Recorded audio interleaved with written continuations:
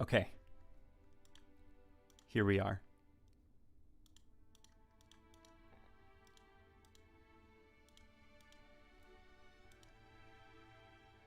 The stream is allegedly live. I say allegedly because I kind of don't know what I'm doing.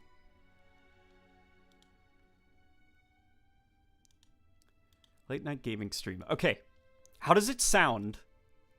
The audio quality, that is.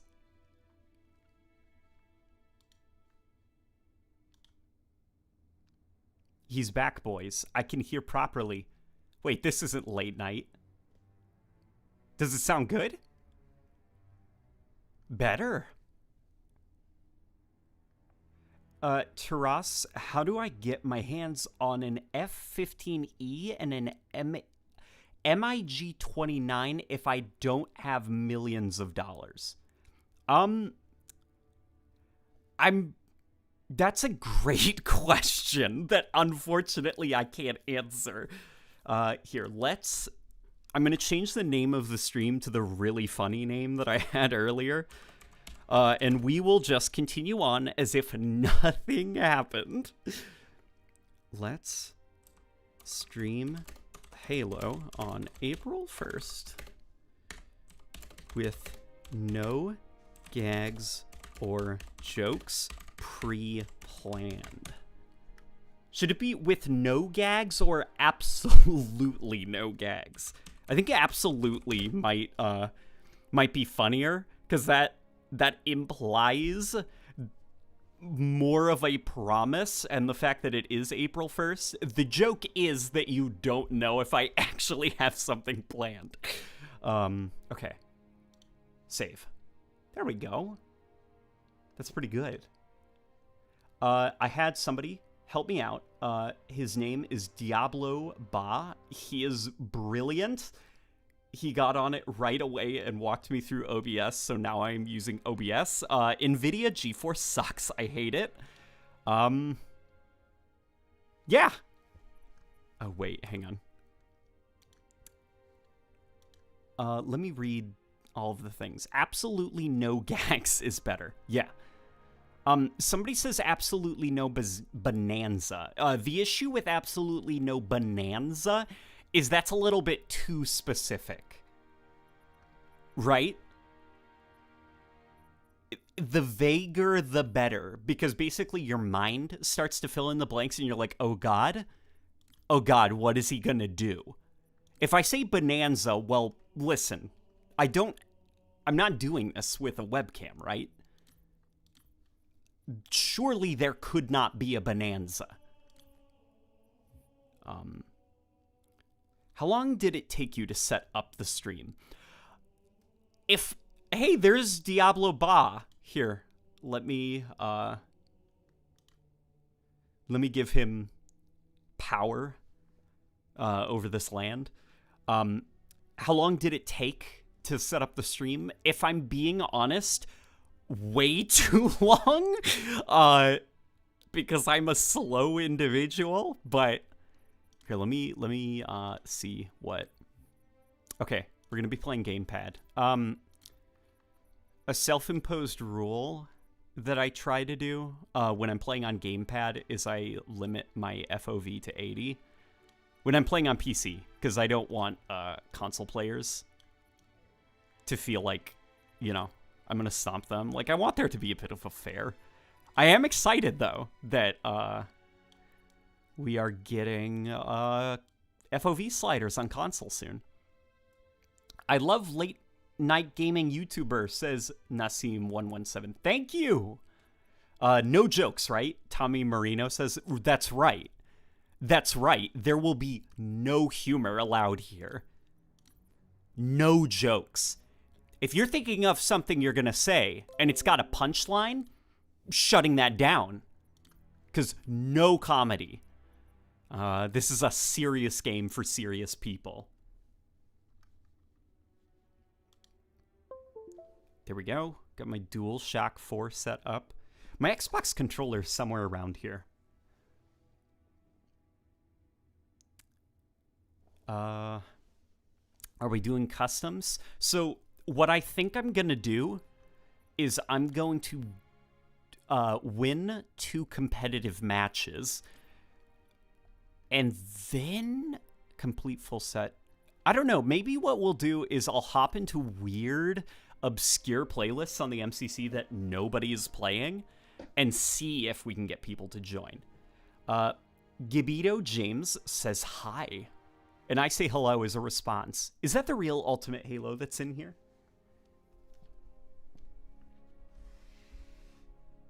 If that is, that's pretty wicked cool, if I'm being honest.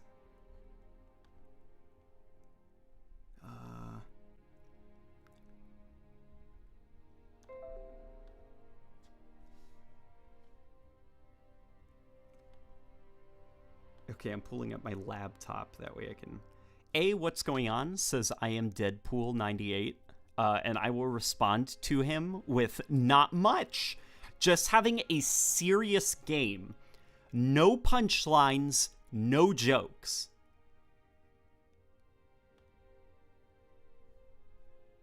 How did you make your main menu that background?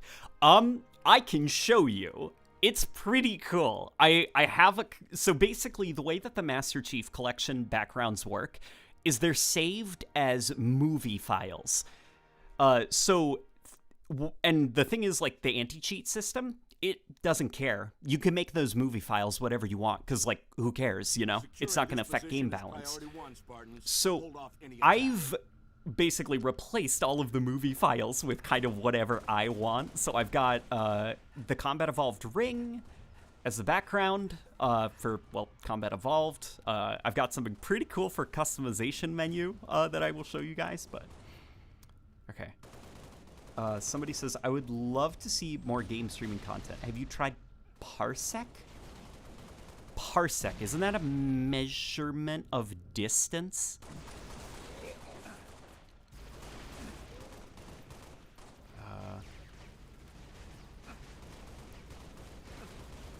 Let's see. Since birth, my entire life is April 1st, says Ross Graham. For £2. I wonder how that converts into American dollars. Like when someone overseas donates. Like, is there tax?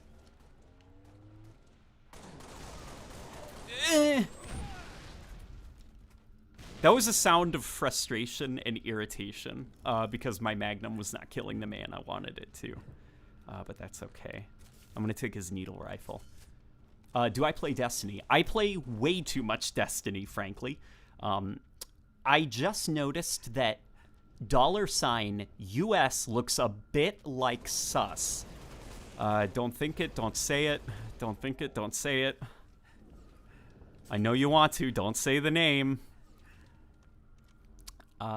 Greet says hello. Nassim117 says that he loves the content.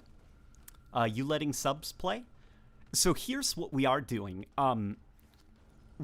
Currently, I'm jumping into obscure playlists. And whoever is on Xbox should also search those obscure playlists. And maybe we'll run into each other. Does the Master Chief Collection have just an open option for game lobbies? Because Halo 5 does. And last time I checked, the Master Chief Collection does not have that, which is, you know, not great. Oh God, see, I said don't think it, don't say it, and everybody immediately thought it, and not just thought it, but said it, despite me explicitly saying not to. The chat is currently a nightmare world of the same combination of English letters. I'm not gonna say it, guys. Your plasma pistol video is great. Keep up the great work, man. Says Ecthelian? How do I pronounce that? Alpha under attack. I just realized the inherent issue with playing a multiplayer game that requires attention. while live streaming with a chat that requires attention so that I can read what people are saying.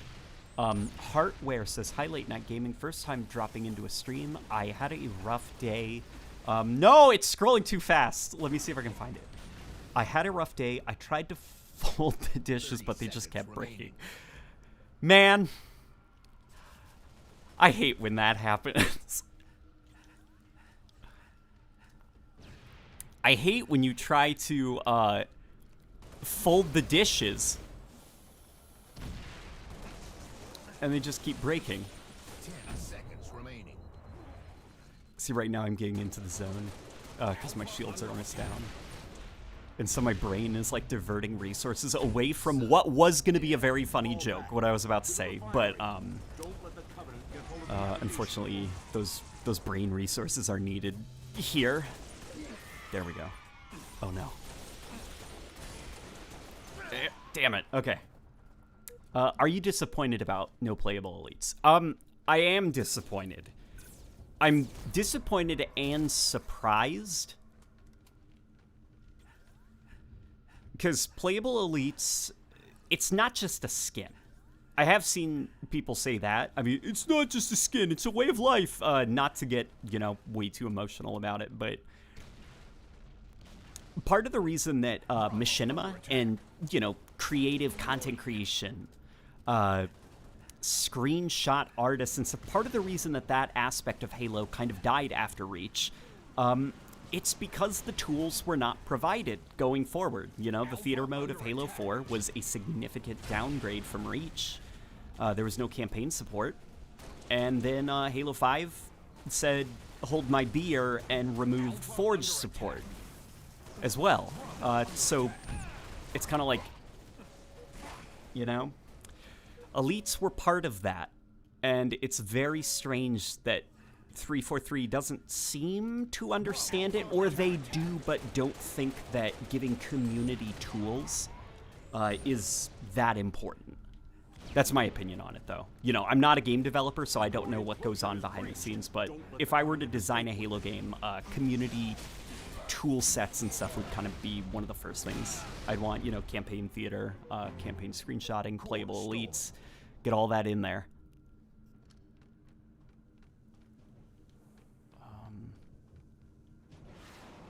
When are we getting a Weezer review? A Weezer review? What's Weezer? Core dropped.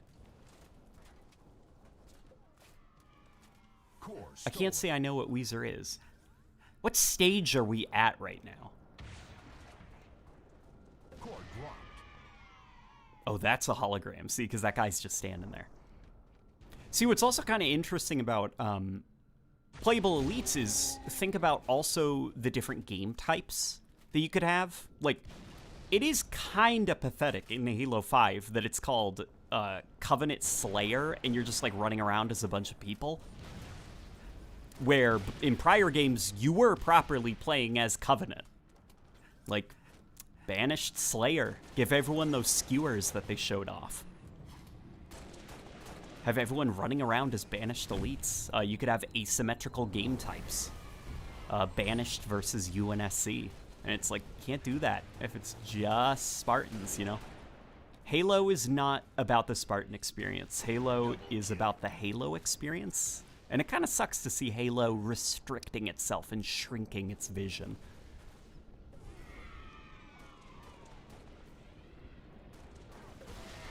Do I play Halo 3? Oh, can I play Halo 3? Yeah, we can do that. When will you make a Destiny 2 video? Have you played Valheim, and will you do a Monday Q&A? So part of the reason that I actually stopped the Monday Q&A... Oh, no, that was a friend. Part of the reason that I stopped the Monday Q&As was concern that it was low-effort content that I could just, poop out every week. It's more or less just personal anxiety, and the fact that people keep asking for it to come back, and I'm really anxious about doing it, because I'll get the inevitable comment that's like, so lazy, get back to the scripted content. Yeah, being a YouTuber's vicious, man. PS5 Chan wants to know when I will talk to it? It? Her? They? Them? What's PS5 Chan's pronouns? What does your reach armor look like? My reach armor is currently in a bit of a state of flux. I used to have it a certain way that I was pretty happy with, but lately I've been experimenting with changing it up a little bit. I used to play as a lady Spartan, because I thought the boy Spartans in Halo Reach looked hilarious. They look kind of like swollen. But then the problem is the lady Spartans. They're far too curvy for me. I could never achieve the figure that a lady Spartan has in this game. So I'm trying to see if I can find an armor configuration that makes the swollen boy Spartans look good. Would it help if we called you lazy for not doing... It probably would help calling me lazy for not doing a Monday Q&A. Oh my god, those guys were waiting for me. Okay. Skull Knight says, love the content, keep it up. Dude, that one comment is just a comment. You can't satisfy everybody. I can't satisfy everybody. I cannot. That's the problem. I would very much like to. Make your Spartan as beefy as possible. Well, I don't want to be beefy, you know? There's got to be a little bit of balance. Like, I kind of... So, for my ideal Spartan body, just having, like, without the armor, I want the Spartan to be slightly skinny, because then I could bulk them up as I see fit via armor. Like, if the Spartan is already bulky under the armor, then that kind of means I can either be bulky or even more bulky. Where if you start with kind of skinny, well, you have a little bit more control, you know?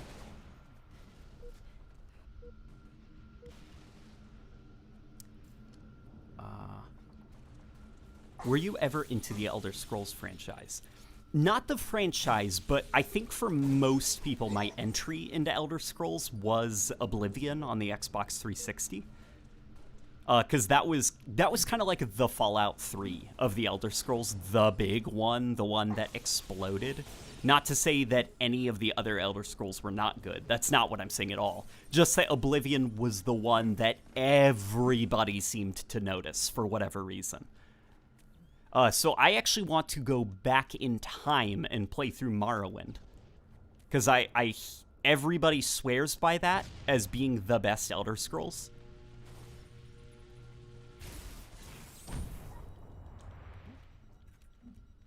Spartans are super buff. Well, Spartans are super buff, but I think that there is a point where I end up looking like one of those like rescue hero toys where my guy has legs that are as thick as a like, I don't want to look like a Gears character, you know? So having my Spartan be skinny under there and then applying armor that looks kind of bulky, like, it balances out. It also helps that, I mean, it's lost a little bit in the Reclaimer saga because the armor kind of took on a different design aesthetic, but in the Bungie games at least, I always appreciated like the fake biceps that a lot of the shoulders gave Spartans. That's kind of what I don't like about the new Halo 5 armor. I mean, obviously it doesn't, or the new Halo 3 armor, it doesn't fit the Halo 3 art style because it was designed for Halo Online. But it's also like all of the new shoulder pads, they remove that fake bicep. And I'm like, no, I don't want to see the bare arm. It looks weird. Are you a fan of Gears? Try to aim well, please. I'm trying so hard. The problem is I'm also trying to read the chat. 10 seconds remaining. So I think I'd like to be a fan of Gears. I've liked all the campaigns, barring a couple of issues that I had with Gears of War 3. But Gears of War 4, I thought was pretty good. Gears of War 5, I think I appreciated its ambition more than I liked it. Late Night, are you going to be doing more Arma 3 Halo content? So I currently have sitting on my hard drive a big bundle of Star Wars Arma, and basically I've got to figure out how I can make a full-length Star Wars Arma video without drawing the ire of Lucasfilm and by extension Disney. I was thinking of using the EA Star Wars Battlefront 2 OST, because that sounds Star Wars-y without being the direct songs.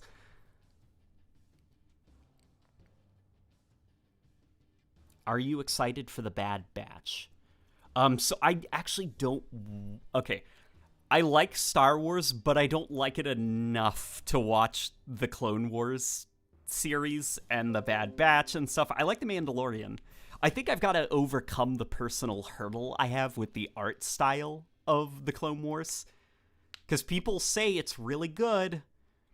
Zoe Morningstar says, hi, Luke the Notable. Hello, that is me. I'm Luke the Notable. You have a good voice, says Bubble Axe. See, I hear that a lot. And I appreciate when people say that, because I have a lot of anxiety about the way that my voice sounds, but every now and then I get that person who says that they can't watch my videos because they hate my voice. And it breaks my heart. Tanner says, bro, it's so good, oh my god, how? And I've heard that. I've heard it's really good, so it is a personal issue that I've got to overcome. I do need to just watch it, even though Obi-Wan Kenobi kind of looks like he's wearing a fake beard, and Anakin Skywalker doesn't sound anything like Hayden Christensen at all. It's actually decent, says Diablo Ba. Yeah.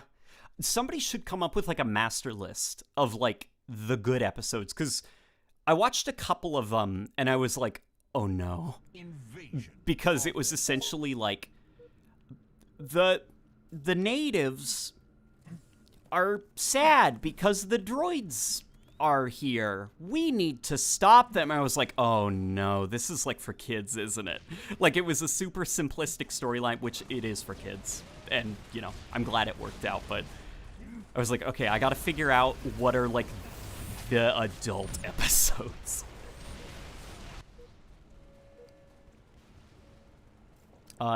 Gaming Chair says it's late night where I live. Well, there you go.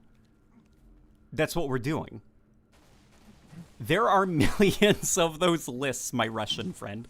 Okay. I'm going to give the speech that I gave about ADHD. Or not the speech, more so like the cry for help about being someone with ADHD. So people with ADHD are lazy. We're so lazy that we will put in the maximum amount of effort to stay lazy. So, like, learning OBS, this is a thing I've had to do for years. And finally, I couldn't put it off anymore, and I had to take the plunge and figure out how to set it up. And I'm clearly benefiting.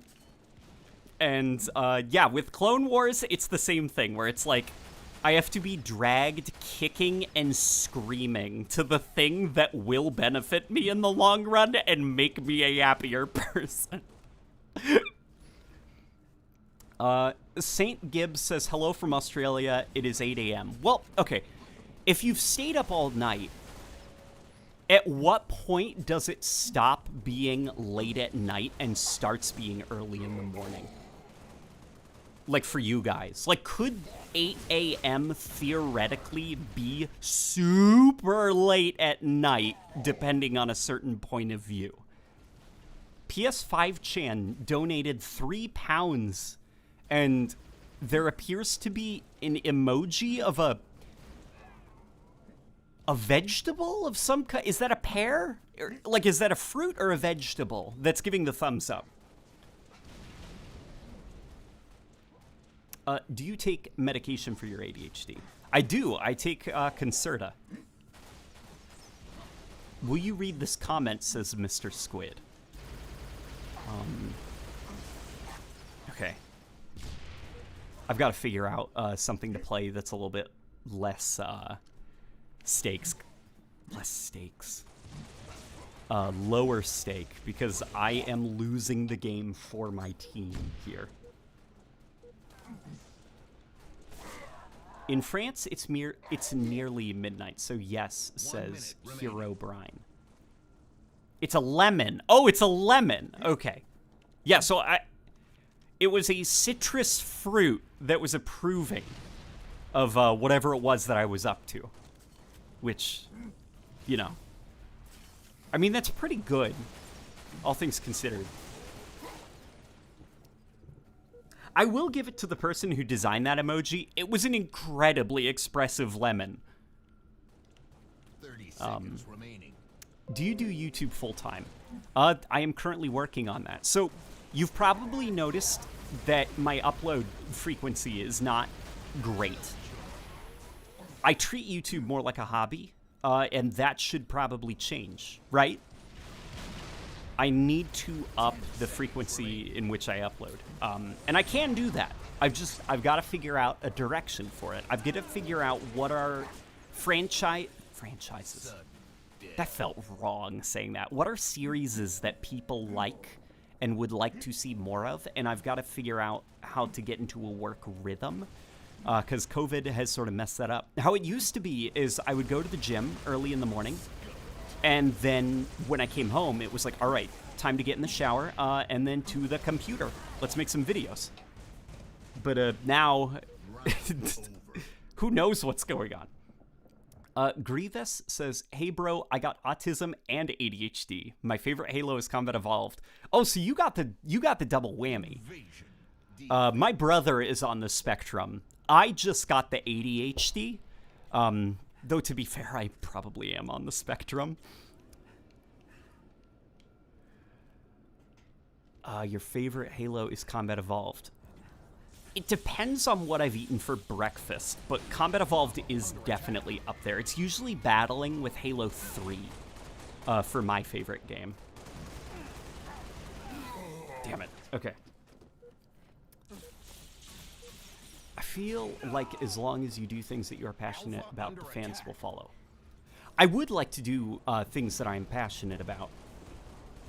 I have a lot of things that I'm passionate about. The problem is, I don't know if people are interested. Because the whole thing about the YouTube algorithm is YouTube kind of bullies us into making only specific kinds of videos. Because it's like, if I make a video that I'm pretty happy with, and some of my subscribers are pretty happy with, but most people aren't interested in, YouTube will kind of like almost sabotage future uploads for quite a couple of uploads. Like, I need to put in effort to win back the algorithm's good graces, and it sucks. How old was I when I started making videos? Like, as late night gaming? Because I began uploading in 2012. I was still in high school.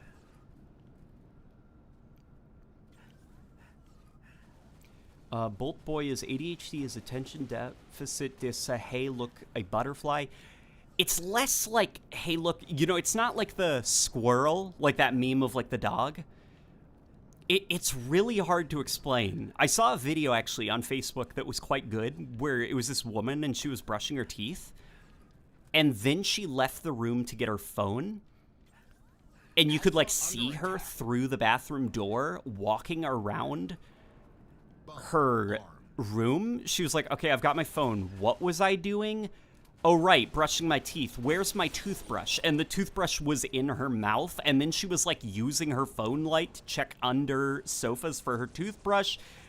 And then like just 1,000 different thoughts started, but that's more what it's like. Does Chief's suit jack him off twice on birthdays? Says Lewis White. So for the sake of comedy, I'm gonna answer like this. I'm gonna answer this as if Chief was a vehicle. Yes.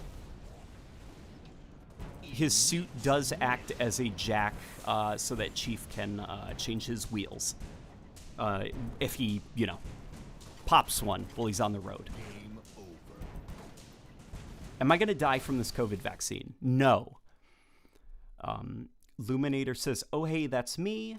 Frank Dadev says, "Hello there," to which I'll respond with General Kenobi.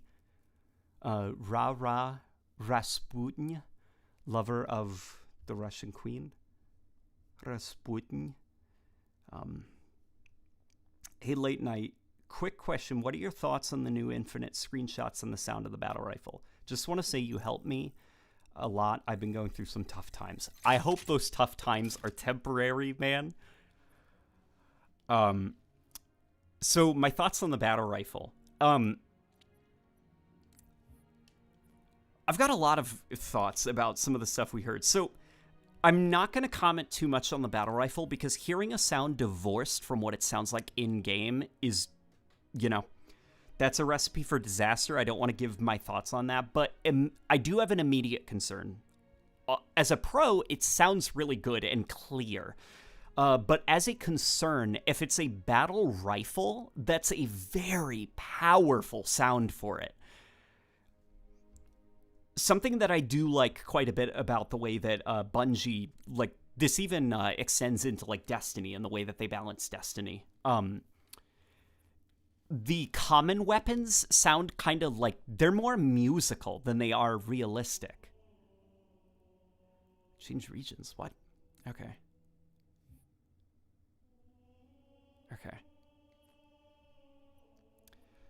And my only concern about the battle rifle is that it sounded very powerful. And I'm concerned that if you use it over and over and over again, it will sound incredibly aggravating. I don't want to get shell shock from firing a common gun too often, But we haven't heard it in game. Okay, let me back up and read some of these chats. So, Hod Towered, who appears to be a very friendly-looking man with a mustache, says, hey man, I hear they're releasing another Fallout 76 DLC soon. You should make a video on it. Maybe I should. It's funny. That guy kind of sounds like the It Just Works guy,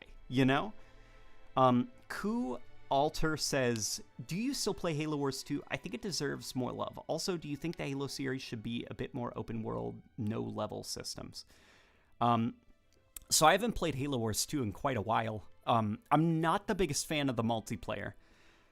Just because it's a problem that I also, to be fair, have with the first Halo Wars.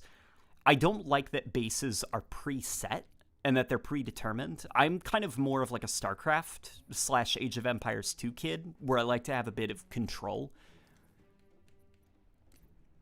over where I can put the bases and all that stuff. So that's kind of what puts me off a little bit about Halo Wars, that formula, is that the bases are predetermined where you can put them. I also don't like the hero abilities. I'd prefer if it was all about building and researching and generating these units. The hero abilities throw a bit too much chaos into it. Here, we will jump into this because I need to play something with low stakes so that I can catch up on some of these comments. Holy crap, Commissar Dale says, Halo and Half-Life are often compared, and Killzone was the obvious PS copy of Halo. Why has Halo managed to stick around so well while the others haven't? There's a demand for Half-Life 3, but it just hasn't come. No real idea for Killzone. So Killzone, I think, is in that unfortunate situation where the developers will not, Guerrilla Games, at the time, not being maybe the most competent studio. Their technical engineers probably, yeah, but as far as the gameplay designers, narrative leads, all that stuff, another story. I think they were just trying to make something original, and unfortunately marketing gets in the way, and they start calling it the Halo killer, and the devs are like, wait, what, stop, no. So much is riding on us now. I think part of what makes Halo stick around is the uniqueness of it, because Killzone, as an example, like, I've already seen Star Wars, you know, science fiction World War II. Like, that already exists. Killzone also is brown as a military shooter. Like, you can get 1,000 of those. Halo, though, is super colorful, and while it is science fiction, it's weird because it has really Christian-sounding choir music and pianos. It has an unusual soundtrack. And then I think actually Halo is starting to age better and better, the aesthetic, at least, of the brand, because as we move further and further into the future, holograms, iPads, you know, all of that, like that new kind of super techie look for the future, nanobots and all of that stuff, like that's becoming what the future will be. And so science fiction is adapting to that. Well, Halo is staying rooted in that idea of 500 years in the future, they're still going to be using keyboards that click, as well as laptops. Like, it's kind of that old school science fiction that I think is only going to age better and better, because it's going to be like an aesthetic that is more and more unique as everyone else hops onto the new age sci-fi bandwagon. That's at least my thoughts. Let's see. The Oncoming Storm says, you've played Half-Life. You should try Black Mesa. That is next on my to-do list after I play through Half-Life Alyx, I think. So I've beaten Half-Life 1, and I'm writing the script on it. Then I'm going to do Half-Life 2. Noble Commando says, hey, late night, you should get into 40K. So part of the ADHD is I get extremely nauseatingly fixated on subjects, and I absorb them. I devote maybe like a month of my life to just becoming an information sponge for certain things that I find interesting. My current brain worm is Transformers for some reason, so I fall asleep reading the Transformers wiki and absorbing useless information. But 40K, I spent a little bit of time just absorbing 40K lore like a weirdo. Hunter says, don't forget that Bungie thinks 500 years in the future, ground vehicles will still be powered by combustion engines. Yes, exactly. Yeah, it's that, like, Bungie thinks 500 years in the future, there will still be shell-loading pump-action shotguns that fire buckshot. You know? 500 years in the future. And it's like, you could make the argument that, well, that's not realistic. What I would argue is, well, that's what Halo looks like. You know, I'm playing Halo right now, and I'm holding a handgun that kind of looks like handguns now. So, is it realistic for our world? Probably. But for the Halo world, that just seems to be the way that technology advanced. They've still got ballistic weapons. You know? And I think it's a cool aesthetic. Dylan Bacon donates $1. I appreciate that $1, friend. The Requiem says, have you ever played Crysis? I've played the beginning of Crysis multiple times. Sleepers. Take 'em up. I probably should play through Crysis.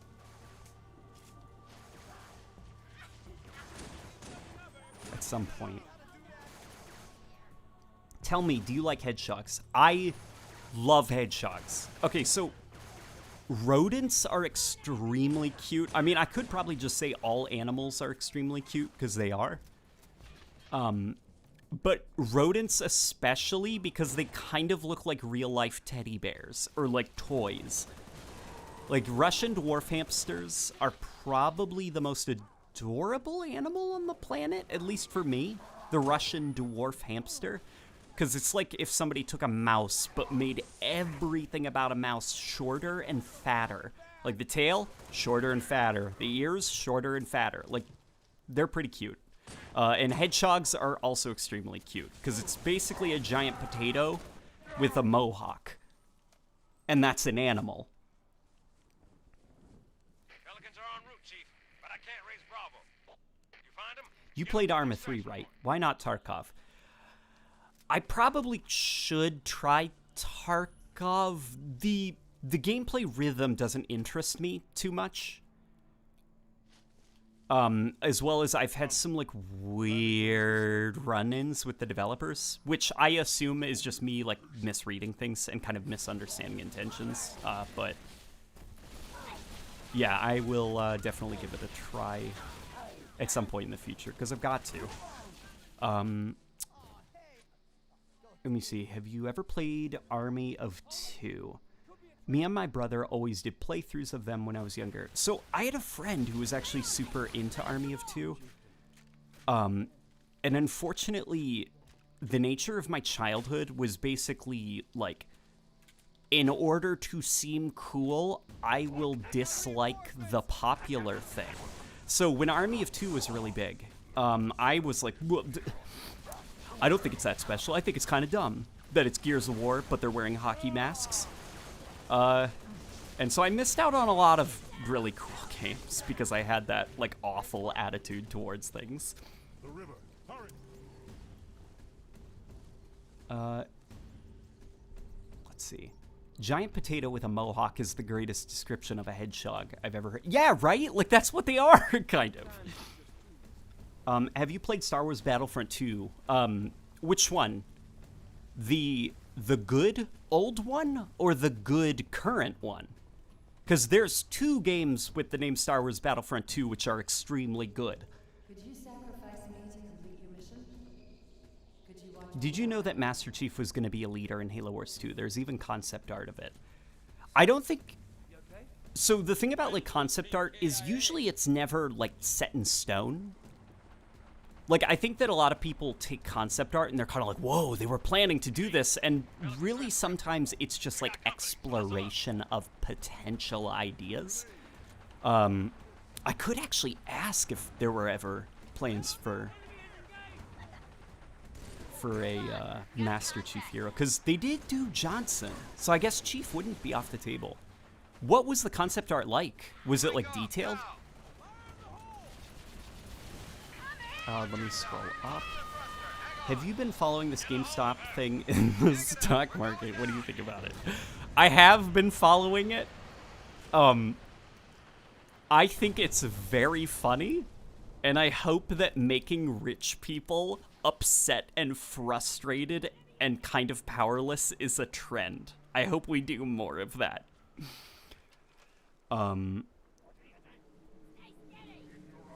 So Adam Vaughn says, give Apex a go. So funny thing about Apex, I play it a lot with Jeremy Cook, the art director of Halo Wars 2. He is a big fan of Apex, and while Battle Royales I'm kind of tapped out on. I've played my fill of PUBG. I put like maybe 20 hours into it, and then I was like, I'm done. I've played enough. That was fun. I really enjoyed my time with it. And so now kind of like the Battle Royale genre for me, it's like I need to be dragged over to it by friends. I really like Apex Legends. I probably wouldn't play it on my own, but with Jeremy, I really, really like playing it. Majestic Gaming says, what's up, Taras? Not much. I'm operating on 4 hours of sleep. And so my brain is moving a little bit slower. And the problem is that I'm playing a game while also having to read a chat. And not just read a chat, but come up with funny or witty retorts. Or not retorts. Retorts sounds too negative. Replies or responses. I think you missed me describing a hedgehog as being a potato with like a mohawk or something. Have I played BioShock? I have played BioShock. I've played that game many times. BioShock is excellent, and it opened up my eyes to how awesome the immersive sim genre of game is. There's a lot of people that don't know that, like, the kind of game that BioShock is, that's a type of video game. The genre is called immersive sim. You know, where it's like less of levels, and it's not really an open world. It's more like just a realistic environment. that you kind of like navigate your way through. There's audio logs. Like, it feels like a real breathing place. Or, well, not a breathing. Everybody's probably turned into monsters. But, you know, like a real place that once existed.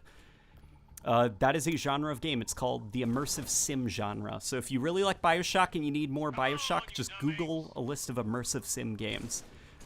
Prey 2017 is a really good one. Is that the sound of the Reach AR in Halo 3? It is!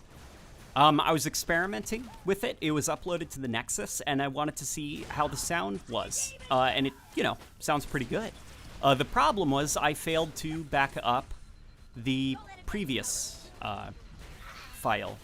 And if I were to restore everything with a fresh download, all of my fun main menus... Oh, you know what? That's what we forgot to do. Okay, once this mission is over, somebody remind me.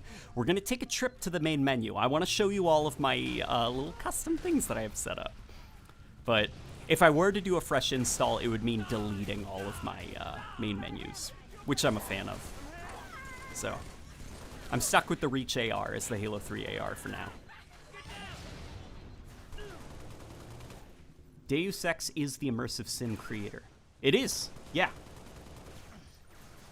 The original Deus Ex basically spawned it. Like an idea of, what if, like, levels and points and stuff, we make each level be more or less an environment that feels real. And then once you've accomplished your tasks, you can move on to another environment that feels real. So it's less of an open world game. It really is just an immersive simulation of an environment. That's the best way to put it. I'm convinced that we can find a better name for that genre than immersive sim, because that implies that it's like some kind of, you know, simulator or something. Like lawnmower simulator.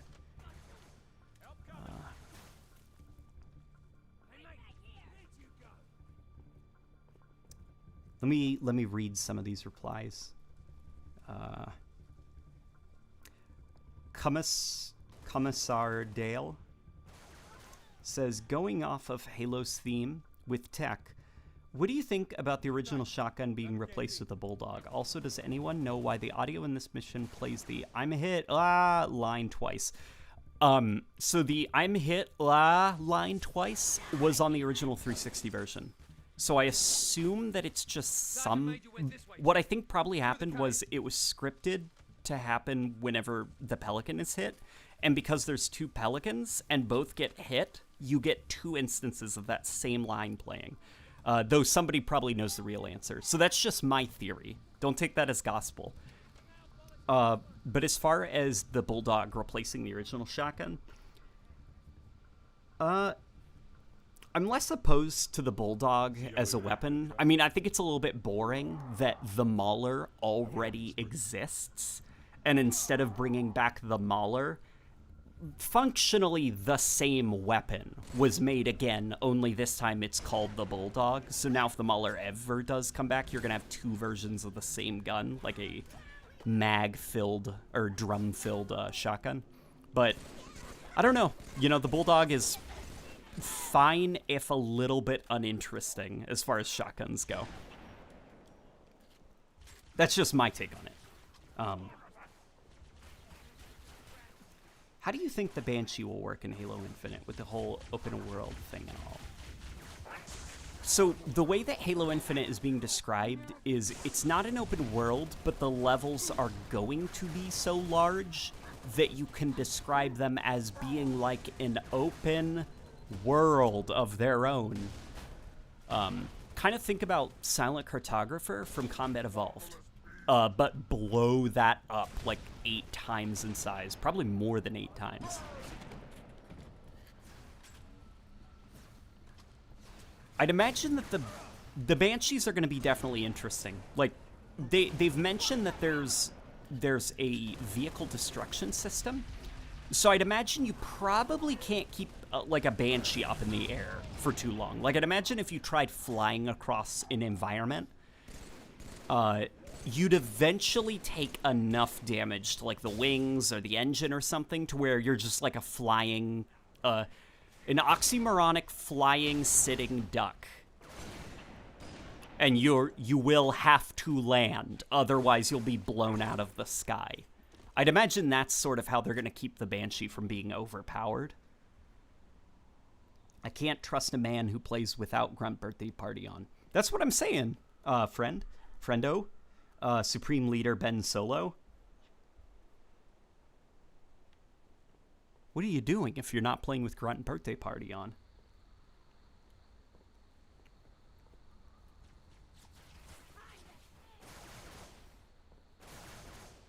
Customs with chat, please. How do you think the Banshee... Oh, wait, I already answered that. Yeah, I'm a little bit slow. But to kind of elaborate more on, like, the idea of tech. For me, UNSC tech should always kind of have more or less, like, think of, like, Alien. Or Aliens. You know, kind of like that crappy industrial, like what the 1980s / early 90s thought the far future would look like. Like Space Marines in the Halo universe should be lugging around radio equipment, even though it makes no sense that they would be using the radio in the year 2500, you know? Like, that's kind of the vibe to go for. So, like, vehicles and stuff, they should probably be more or less, like, real-world vehicles. Like, you should definitely see tanks. Helicopters are maybe a little bit too real-world, which is why I like the Falcon, because it's kind of a spacey-looking helicopter. The Mantis, for me at least, is a little bit too far into science fiction, where it's like, okay, we're starting to get close to, like, Covenant technology, because the Covenant, I think, are where the science fiction-y stuff comes. So walkers and stuff. Those are for the Covenant. Like, I don't like the Mantis because I think it kind of takes away the cool of the Covenant scarabs. Covenant stuff should be floating, plasma-based. Like, what's kind of cool about the Spartan laser is that it's called the Spartan laser. So Spartan, meaning it's probably going to be mostly used by Spartans. And it's only got a couple of shots before it's fully drained, and there's no way to recharge it, even though the UNSC made it, and they know how it works. So the implication, at least for me, was that it's literally like use it, and then it just breaks, because that's how experimental the technology is. That they don't have a way to reload it. You know, it's just this one-and-done, crazy, mega-powerful, stupid laser thing. And that's the extent of sci-fi-ness with UNSC technology. That's at least for me, though, you know? I'd be interested, actually, to hear other people's opinions. Let me catch up on some of these. If you had a chance to make your own Halo with full support of 343, what would you make? Mine would be Halo ODST, but at the beginning of the... Is this the Harvest War of the HC War? Okay, so what I would do is, interestingly enough, because I am a big fan of classic Halo, I would not make a classic Halo. What I would make is a super hardcore Escape from Tarkov / Arma type of military simulation within the Halo universe. Set it up with really good mod tools and Steam Workshop support, and then maybe like figure out how to get mods working on the console. And let the community go crazy with it and start generating their own content. And support that over the course of multiple years with, like, content updates and new systems for the community to use. Because I do think that there is a lot of people, there is a market for that kind of game in Halo. Stop bothering me, Google. Says, that's my first donation ever to anyone. I was in the second Invasion game and almost killed you once, but I'm too bad, so someone else just headshotted you instead. Headshot? Headshot? Is that past tense for headshot? To headshot someone? So take my money. Thank you, stop bothering me, Google, and thank you for playing nice in the previous game of Invasion. We're gonna hop over to the main menu because I want to show you guys all the cool things I'm doing, and then I will finish up my challenges. I think I've got to do 2 more Halo missions on normal. Covenant weapons can be picked up from those pods. Are they just for storage, or are they charging stations? If so, will we ever get to recharge stuff? So, I believe that they are some kind of charging station as well as like a transport. But I also think that if we could recharge Covenant weapons, it would take away a bit. I think it's fun that Covenant weapons, it makes them feel more alien, that we don't even know how to reload them. We're just like, I can't use this thing anymore, and we just throw it on the ground like this weird alien thing.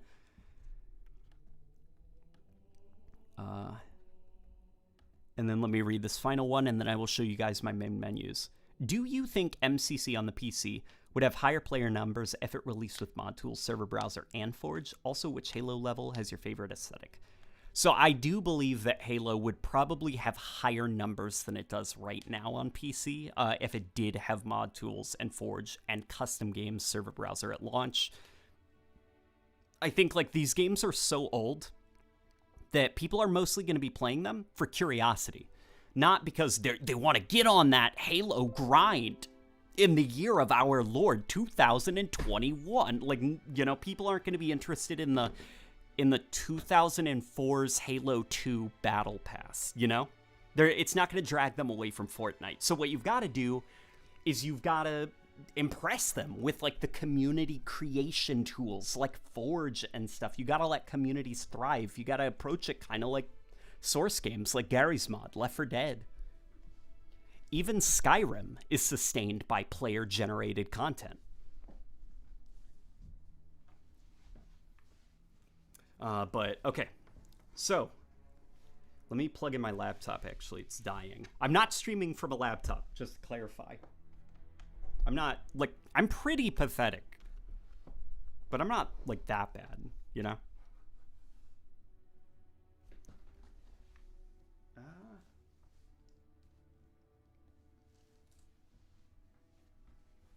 Come on, laptop. Let's get you plugged in, okay? There we go. All right, mission accomplished. Okay, I want to show you guys some of my fun main menu mods. Actually, Heralis? Glass human worlds holds massive potential to be the fallout of the Halo universe. Tribes. Yeah, like take something kind of like Rust, but have it be on a glassed world and make it like a survival game. And it's set in the Halo universe. Give the community mod tools, boom, let them go wild. Like, I think that a lot of developers make it harder on themselves with the whole live service shenanigans because they have to constantly crunch to keep up with player demand for content. Build from day one community tools so that your lives can be easier. You know? Let the community get in on some of that content creation. Let them sustain themselves. But, okay, so the main menu is the Halo 3 background, and it does actually have sounds. So, like, when the Banshee goes by, you'll hear the little shoo and stuff, which is really cool. I can hear the thunder and stuff like that. It's a pity that it's the Halo 2 anniversary / Halo Combat Evolved anniversary version of the Monk chant, which I think sounds gross. But if we go over to Reach, we've got this, which looks horrible and pixelated. We go over to Combat Evolved. Yeah, that looks pretty familiar, doesn't that?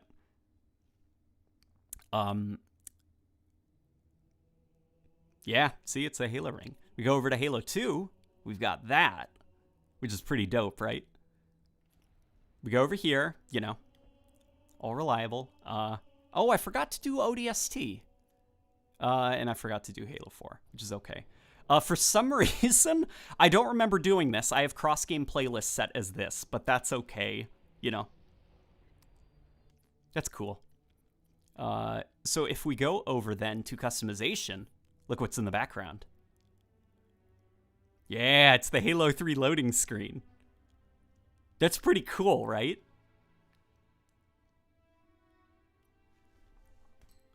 Yeah, so while I'm customizing my men, my lads, you could say,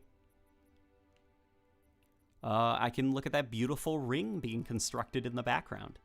It is not official. The way that the Master Chief Collection works is the backgrounds are basically movie files.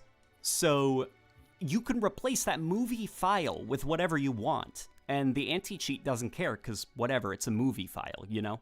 You're not tampering with code. You're just changing a movie file that plays in the main menu. So you can run this while playing online.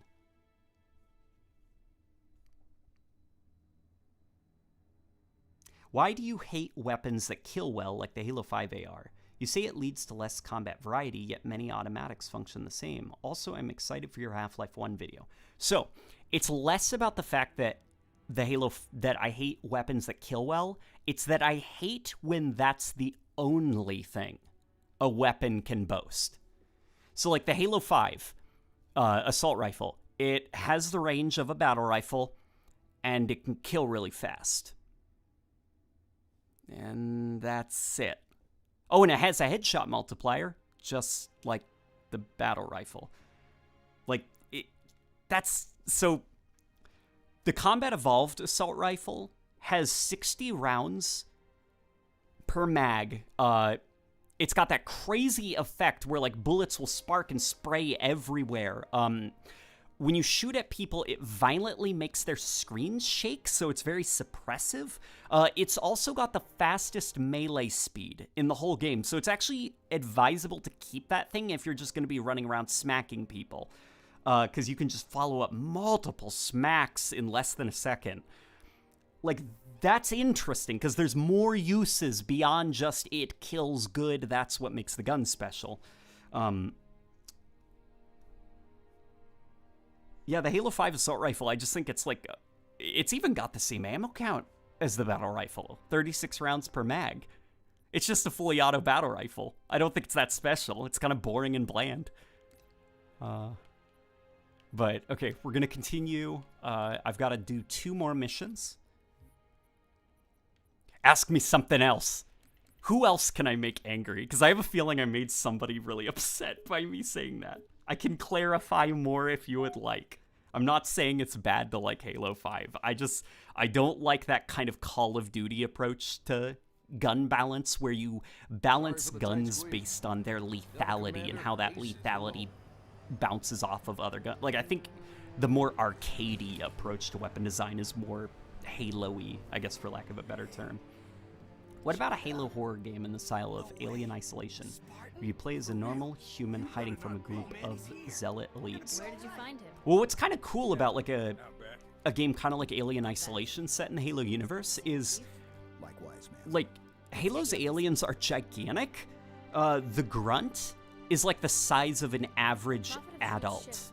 An average human adult. You just don't notice that because you're the Master Chief and you're gigantic. Like, I'm looking over at my door right now. If a Grunt...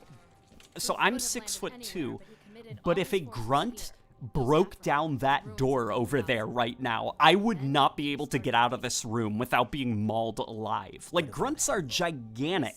Jackals are even bigger. Now the Prophet of Truth is looking for something called the Ark, where he'll be able to fire all the Halo rings. If he succeeds, humanity... What are your quick thoughts on Halo 4's story? I think Halo 4's story is really good. I think it's ambitious, and I think that ambition is unfortunately what let it down. It needed more levels, I think. Because parts of the story where I don't think it worked is where it's throwing capital letter names at you. It's like, the librarian left little to chance. I'm the Didact, the Promethean warrior servant, the mantle of the bird. It's like your brain short circuits because it's too many science fiction-y fake gobbledygook that you've got to keep track of. And it's like, if the game was a little bit longer, had more time to simmer a little bit and let the player kind of like absorb these things, then I think the story could have flowed a little bit better. Let me scroll up a little bit.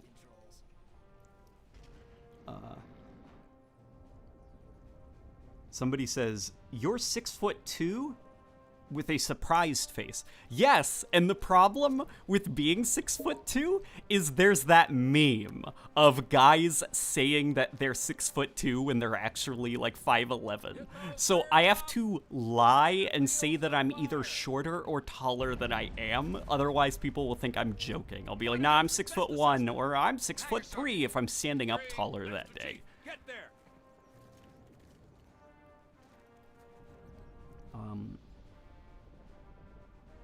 What do you think on what we know of Halo Infinite's gameplay mobility? So Halo Infinite seems to have slide, We'll guard the outset. clamber, and sprint, and the sprint seems to be super slowed down, which is a positive. I don't know if it's unlimited sprint. I would prefer that it be limited. That way it can be a genuine tactical choice with a consequence. The consequence being you have to let your sprint recharge. So it can't just be spammed and you can't just do it whenever you want. But I don't know, you know, Halo Infinite just looks like a lot of fun. Like, the thruster packs seem to be gone, and that, I think, is the biggest bonus. The gameplay just seems overall a little bit more controlled, and the enhanced mobility that we did see, sorry, that was a little bit interesting. It seems to be mostly tied to the clamber ability, which only seems to take effect, you know, when you're in environments. Like, clambering's not going to do you much good when you're in an open field. And the grappling hook, which the grappling hook, you have to, it seems to be momentum-based, kind of. Like, almost like a little baby Apex Legends grappling hook. Which could potentially be interesting, although I am worried on how it's just going to kind of like ruin and trivialize level design. So I kind of have a self-imposed strategy when I play Halo Infinite for the first time. I'm going to use the grappling hook as little as possible because I want to force myself to interact with the level itself and the level limitations. Like, if there's a large cliff, I got to find a way up there. I don't want to just, you know, cheap out and use the grappling hook. I want to engage the level. Because that is a big problem with Halo 5. Is, so a developer friend suggested to me to play Halo 5 with self-imposed rules, which is you can't aim down the sights with any weapons but the beam rifle and sniper, because, like, all those base weapons are so accurate anyways. And you can't clamber or use your thruster, like, basically, you know, self-imposed classic rules. And when you can't just climb wherever you want and sprint wherever you want and thrust and dash and, like, there's a lot to Halo 5's level design that I think is overshadowed because you're constantly using, you know, the cheat, the shortcut. You're just, there's a cliff over there, I'll just clamber up, you know. There's a long hallway, instead of finding a warthog, I'm just gonna sprint across it. It's kind of interesting, but... Oh, people are talking about the Halo 3 rat right now. We did miss the Halo 3 rat, didn't we?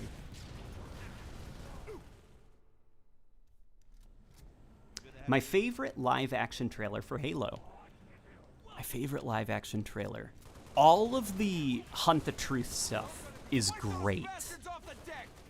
Like, the Hunt the Truth live-action trailers are fantastic.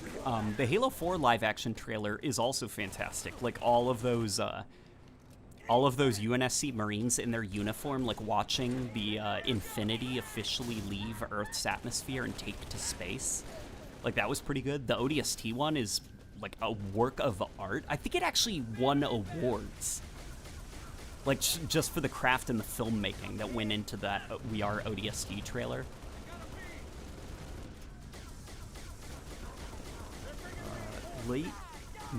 Light Metra says, what was the name of that main menu mod you showed? Oh god. Okay, so it is multiple main menu mods. So if you go to Nexus, it can actually help if you just Google Halo MCC Nexus. You'll see a website called Nexus where people can, like, upload their own personal mods and stuff like that.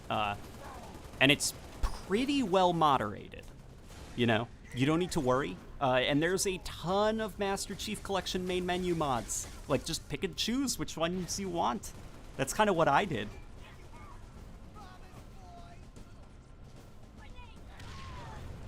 Hiralus says, there's a Halo CE mod that implements a grappling hook, and it absolutely ruins the classic level design. You can complete the silent cartographer without firing a gun. Yeah, see? Like, in fact, actually, like, when people were sharing around that grappling hook in Combat Evolved, that worried me. Because I don't want Halo to be that. Because all I saw was the people ignoring the vehicles, ignoring the encounters, ignoring, like, interesting routes that the developers had set up, and just grappling hooking everywhere. I assume the grappling hook won't be that crazy in Infinite, but God, I hope it doesn't just lead to people ignoring the level design. This stream started 69 minutes ago. Hey, that's the sex number, am I right?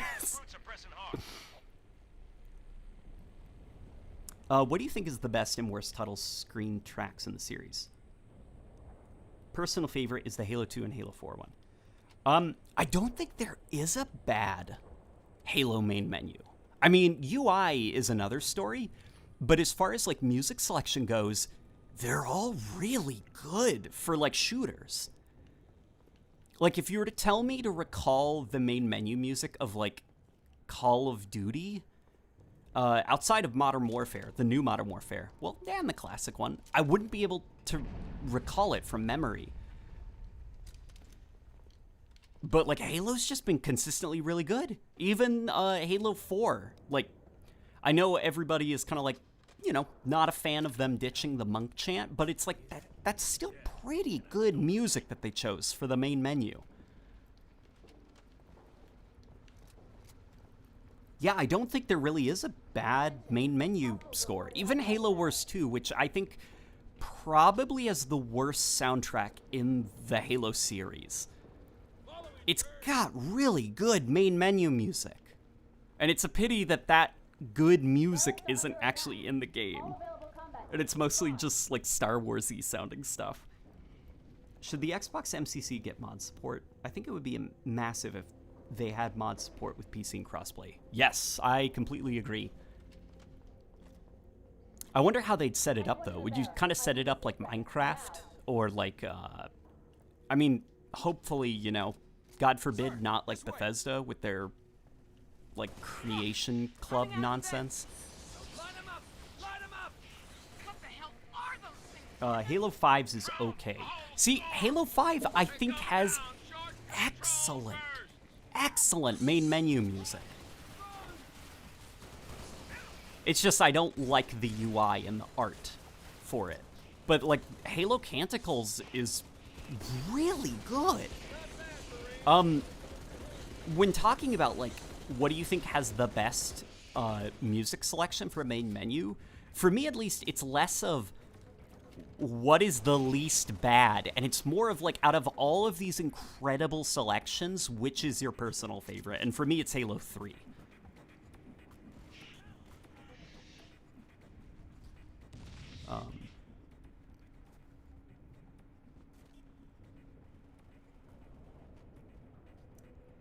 Commissar Dale says, personally, I think Halo got too convoluted in the story when Oni and the Forerunners got too involved. Two big sort of mysterious organizations just kind of popped out in the open. Thoughts on that? I do agree, kind of.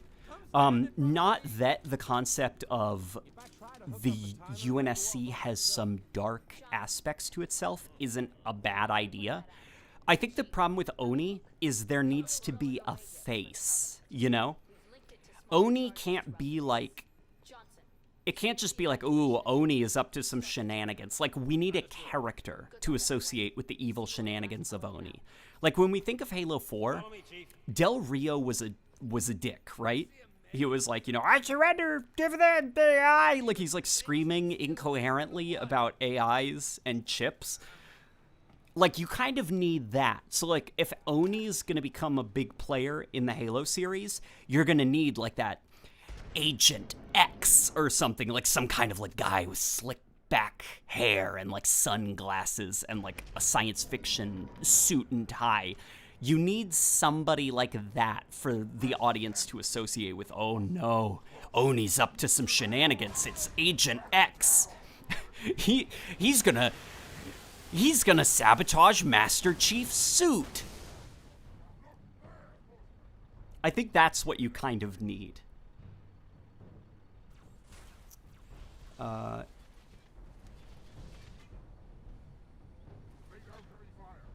Elon Musk would be the face of Oni. Nah, Elon Musk is obnoxious as a person. I don't like him very much, but he's not like maliciously evil and conniving. It's more of like that he doesn't know what he's doing kind of destruction. You'd really need someone like an Agent Smith from The Matrix, like that kind of figure, where it's just like, you feel like everything that he says has like 1,000 layers of subtext. Like, I do think Halo needs an Agent Smith type of Oni representative for the story. Should have been Spartan Locke. Yeah, like in the history, Spartan Locke is described as like this Oni boogeyman. And he's just a guy in Halo 5, you know? Arguably, Locke's worst offense is that he doesn't really have much of a personality. It's like, no, you want tons of personality. I want him to be cartoonishly, like, secretive.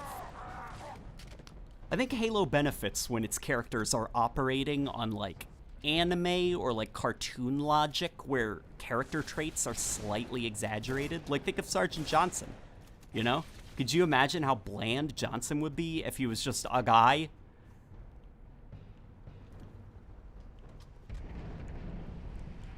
Like, Halo could use a little bit of cartoon, and I think that pilot character is evidence of that. You know, the pilot character is operating on a bit of that cartoon logic. He's very expressive, animated, kind of a bit of a caricature of how, like, a real person would react in a situation like that, and it's like, that's good. Boats in Halo, your thoughts, says Josh Morris. Could be interesting. I guess how would boat combat work? Because currently, the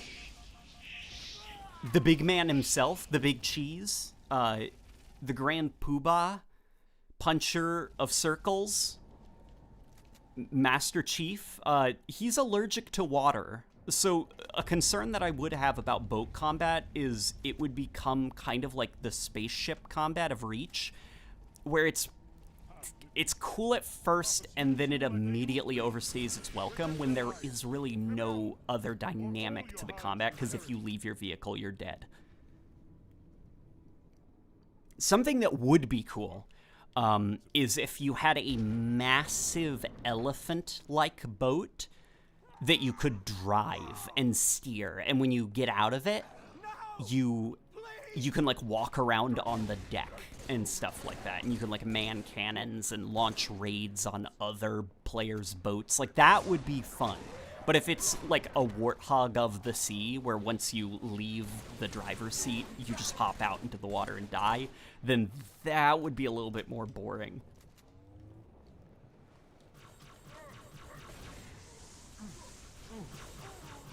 Get the skull, somebody says. Oh yeah, I could have gotten the skull. Couldn't I have? Somebody says Puncher of Circles. Did I say something stupid? Did I say Puncher of Circles? Sorry, my brain was on autopilot. If I described Master Chief as the Puncher of Circles, I'm sorry.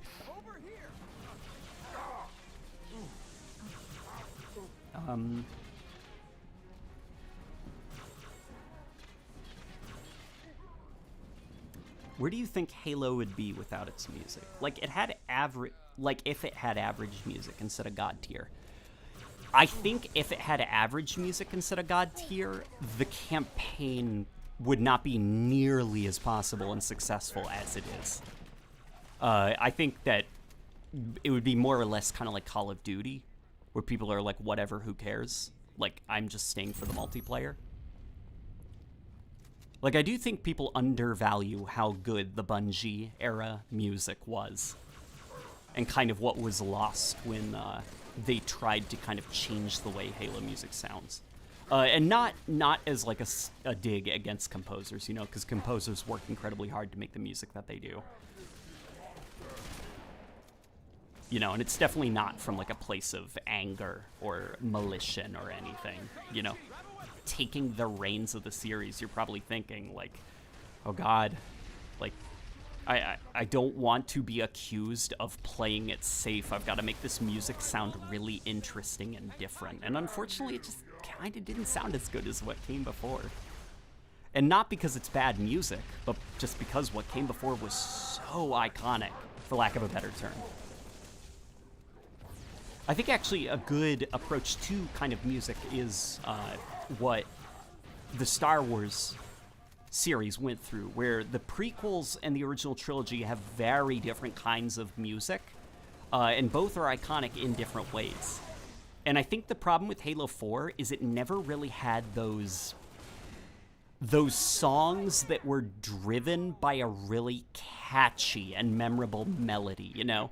The closest I can think of is 117, like the ba ba ba ba ba ba ba ba ba. But that's only about 15 seconds of the 4-minute song. Like when we think of Halo music, we all think of the ba ba ba ba ba ba ba ba ba ba ba ba. Like you need that, you know, the super memorable earworm melodies that get stuck in your head. Not quite what I meant, says Commissar Dale, about my thoughts on Oni. I agree on needing some kind of agent character, but I feel that Halo 4 and 5 explain too much about the Forerunners, not so much explaining Oni. I do also think there is a little bit of that with Halo 4 and 5 explaining maybe a bit too much about the Forerunners and assuming that players will know certain things about them. Something that I think of is in Halo 3, there's that funny moment where they're like, we've got to stop the rings from firing, and Miranda Keyes is like, Halo, and then Chief is like, the rings will kill us all, and it's like, got it, the audience is caught up. How do those characters know that? Well, it's because they lived through it in Combat Evolved. Like, they know what the rings are firsthand. In Halo 5, they make some comment about the mantle of responsibility. It's like, the mantle of responsibility is an authoritarian leadership. Like, it's basically enslaved. It's like, whoa, Chief, slow down. Where did you learn this from? And when thinking back, it was like, was it that librarian cutscene from Halo 4? Is that where Chief learned about what the mantle was to the point where he can go in detail about what it is? Like, I feel like based off of what Chief went through in Halo 4, he should be more or less like, what was that Didact guy? Like, even after the librarian was like, Master Chief, have you read the Forerunner trilogy? No? Let me catch you up. Like, Chief should be more or less still kind of out of the loop as to what's going on with all the Forerunner shenanigans. And so him suddenly kind of, like, knowing exactly what's happening was a little bit jarring. Yeah, I think Halo needs to slow down a little bit with its capital letter names for things, you know? Like, Didact. Why not call him the Forerunner, you know? Simplify it a little bit. Because he is the Forerunner known as the Didact, or Bornstellar makes eternal It's just like, holy moly, calm down, like my brain can only hold so much information. You know, the Prometheans, just call them Forerunners, or Forerunner machines, you know, or Sentinel Walkers, something like that. Like, less, like, fancy names for things, I guess.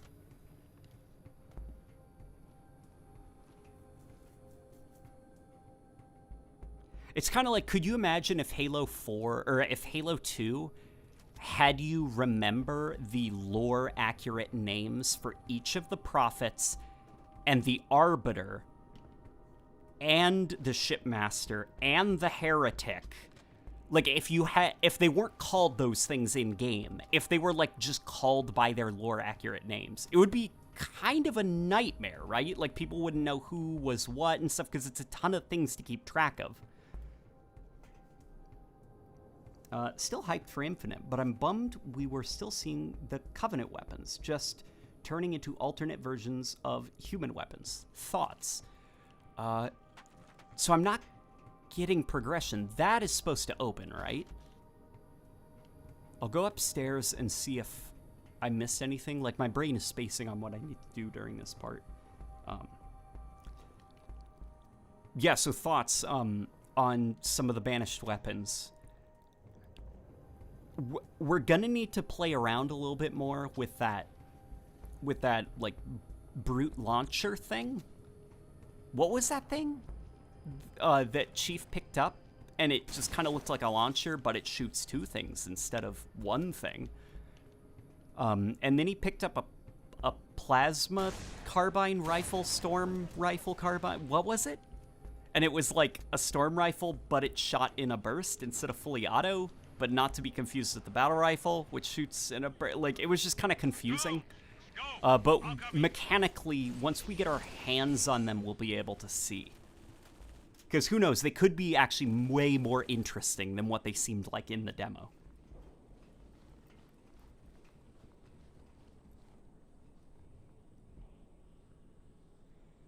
Does Halo 3 need a remaster? Probably not. What I think Halo 3 needs more than anything is mod tools. Because I think as far as the lighting engine goes, like, look at this. It looks really good still. What doesn't hold up so much is the textures and the model quality. And probably the model complexity, I'd say. You know, if you shove your face into something, you can really see the pointy bits and the polygons sticking out. And those could be fixed up with mod tools. Yeah, look at that. Look at his mashed potato teeth. Halo 3 does look pretty good, though.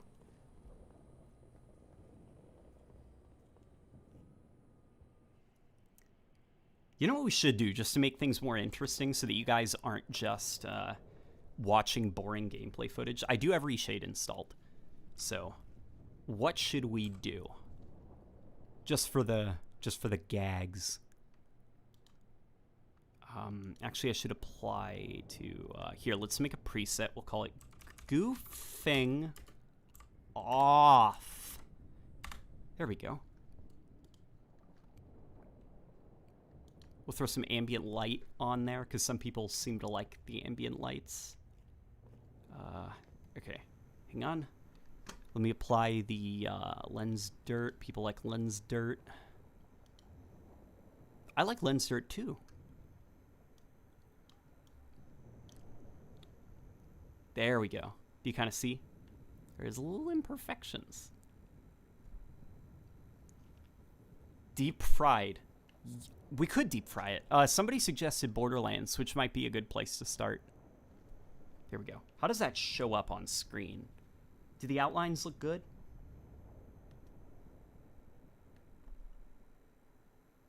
I paused the stream on this computer, so I want to see what it kind of looks like.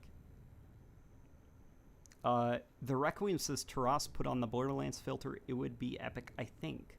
What would you think of a Souls-like Halo?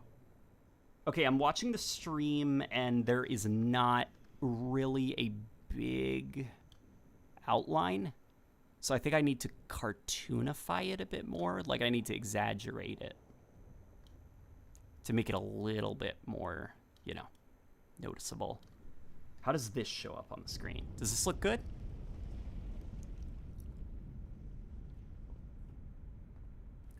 Okay, but about a Souls-like Halo game. I actually had a pitch. Okay, so take Arbiter. Maybe not the Arbiter. You could make it an elite, you know, just any elite or something. I don't know. I had Arbiter because, you know, that's the iconic elite. Have Arbiter, have it on Sanghelios, give it like Jedi Fallen Order gameplay, and your upgrades are like shields and different kinds of energy swords and spears and stuff like that. And that would be pretty cool, right? And you could have like energy sword jousting. Commissar Dale says, the Flood hasn't had as cool/creepy of a reveal since Combat Evolved. Grave Mines, AFAIK. As far as I know, okay. Always work towards the same goal, and the stronger absorb the weaker. But Do you think they could recapture the combat evolved energy if two grave minds were fighting? So I think what made the Halo, I think what made the Floods reveal really iconic was the fact that it was a surprise. I think in order to kind of recapture something like that, you'd have to create something new, you know? Halo hasn't had something new in a while. We've had the Forerunners, we've had the Flood. Even the Banished are an extension of the Covenant. To kind of get that shock and surprise, I think Halo's gonna need something new. I don't think it can be the Flood, because if it's the Flood, you're gonna have people cheering, you know, because the Flood's back. You don't want that. You want people going, what is that? So I'd be interested in Halo exploring something completely alien to the series, something we've never seen before.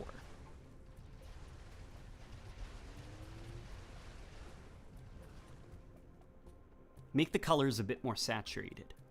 I can do that. Your wish is my command.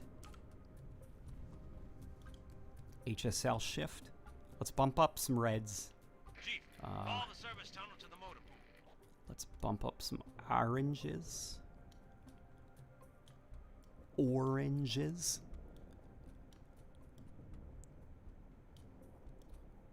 Yeah, Reshade's a fun tool. I wish that TVs were more modular with like what you could add to them and stuff to like mess with color settings, because it would be pretty cool if like you could tune your TV with screen spaced effects kind of like this.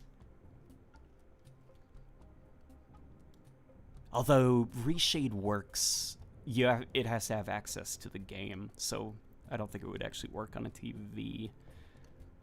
Consoles should be a little bit more modular, I guess, is where I'm at. There we go. What do you think? Here, I'll... Is that a little bit... Is that colorful enough? Follow the tunnel to the motor pool, Chief. Bam! Give me this thing. That looks pretty cool, right?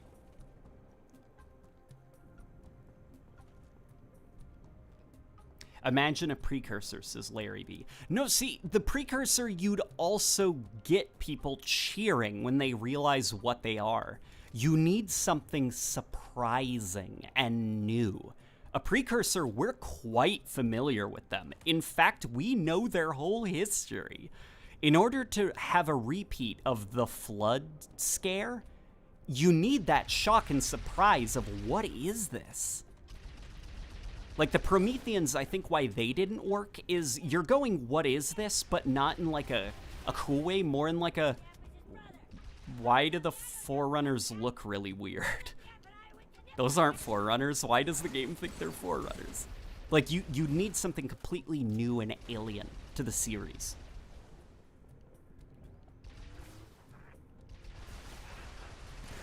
I am a big proponent of Halo exploring a galactic invasion from beyond the Milky Way. Or something from another dimension seeping in, because the fire... I don't know. Listen, Halo is almost 20 years old now. If you can mangle the story in a way that gives us a cool, surprising new thing, then I would be on board with that. We have taken their command center. Catgirl maids invading the Halo galaxy. Nya.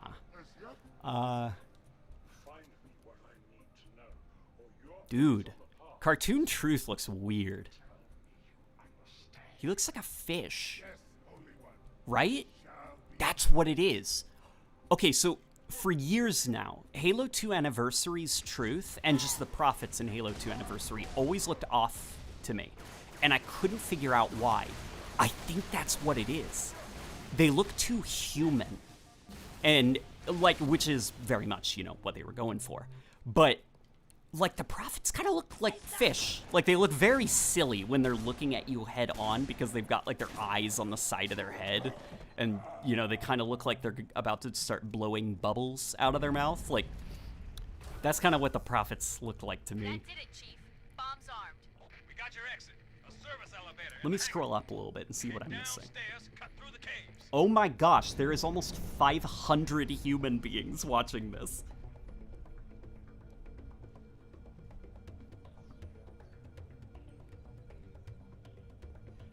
Ethan says, I think 343 doesn't realize that most gamers who don't cling to the Halo franchise aren't going to read books or watch videos about the lore for games.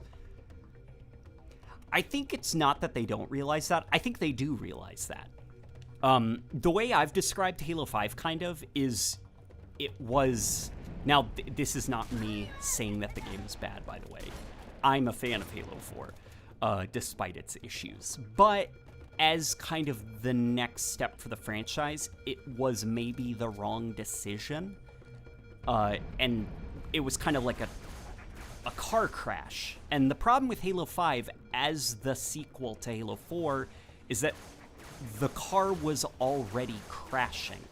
So there's not much that you can do. What's kind of interesting about Halo Infinite is it's a soft reboot of the franchise.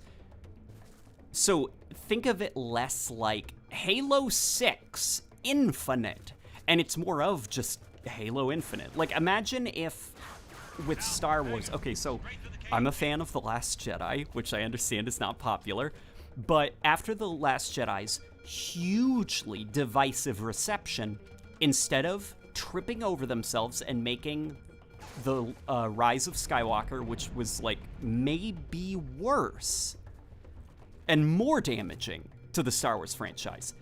Imagine if instead of making that episode 9, they just go dark for 5 years and then come out with, like, you know, Star Wars Inner Light or, you know, something, and they announce that it's set many years after The Last Jedi and it's a new story with new characters and the aftermath of the, like, that's essentially what Halo Infinite seems to be. They're almost like skipping over the inevitably bad Halo 6, continuing that storyline and just kind of like starting fresh. And I think that's a wise choice.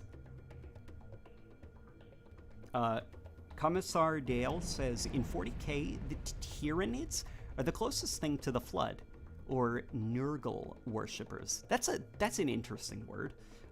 Depends who you ask, but the Hive Fleet is supposed to be running from a bigger threat. Perhaps the Flood do the Flood the same way. Yeah, let's have some mysteries back in the Halo universe. You know, some things that the Halo community honestly does not know about. Because currently we have the answers to everything, you know? We know everything. We know who made the Halo galaxy. We know who made the rings. We have exact star dates for historical events before the firing of the Halo. Like, we need some things that we don't know about, is what I'm getting at. And I think, like, introducing new alien races, exploring beyond the galaxy is where you can get a bit of that. Or having, like, you know, dimensional breaches. Not to do timeline stuff, because that would be very stupid and bad.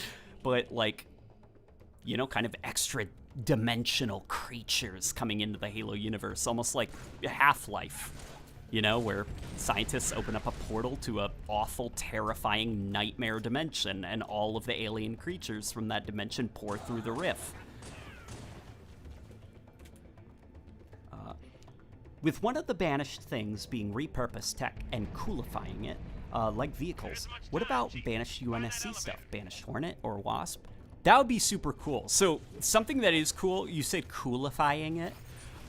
Something I really like that Jeremy Cook, the art director for Halo Wars 2, says is the term for when the Banished take something and coolify it is, it's called they banish it. You know, they banish an object, or they take a warthog and they banish it and make it into their warthog.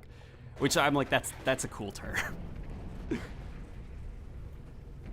So it would be pretty cool to see the Banished take a bunch of like UNSC equipment and banish it, make it their own.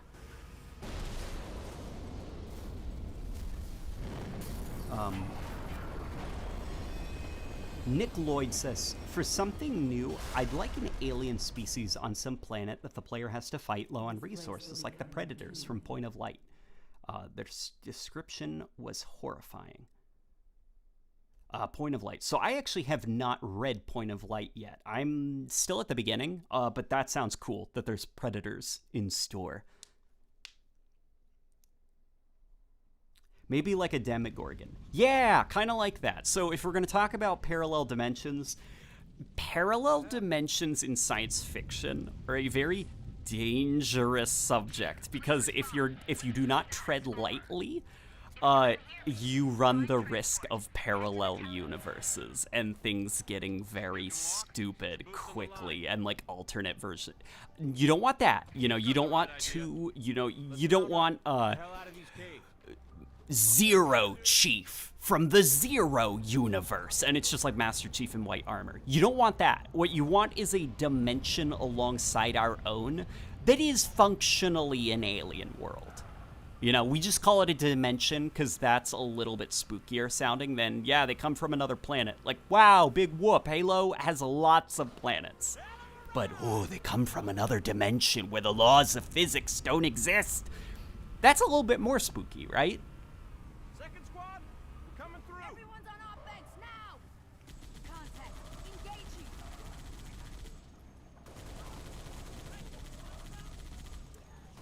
What are people talking about? Somebody says has not beat his MCC challenges yet. I'm mostly, oh my god, look at like the cursed main menu with the cartoon filter. Defeat enemies with close range weapons in PvE modes complete. I'm mostly doing this because it's easier for me to focus, because here is the trade-off if we were to do subscriber custom games. You'd have me answering a lot fewer questions because I'd have to focus on the game. I'd love to do that, but I almost feel like game nights with subscribers would almost have to be a thing we do not streaming, so that I can give you all in the custom game lobby my undivided attention. So that's mostly why I'm playing here. It's so that I can bounce between the game and the chat. Sniper down! What Borderlands game is this? It's the Circle one. Borderlands Circle. I feel like Halo could use a multiverse like Injustice, where the Covenant won the war and are trying to expand to our universe. See, that's not, though, that's dangerous to me, because like DC's multiverse stuff, I think it is handled well sometimes, like Injustice, where they used it more as a tool to tell a story. It wasn't for lore of the DC multiverse. It was done so that they could have an excuse to tell a what if Superman but bad story.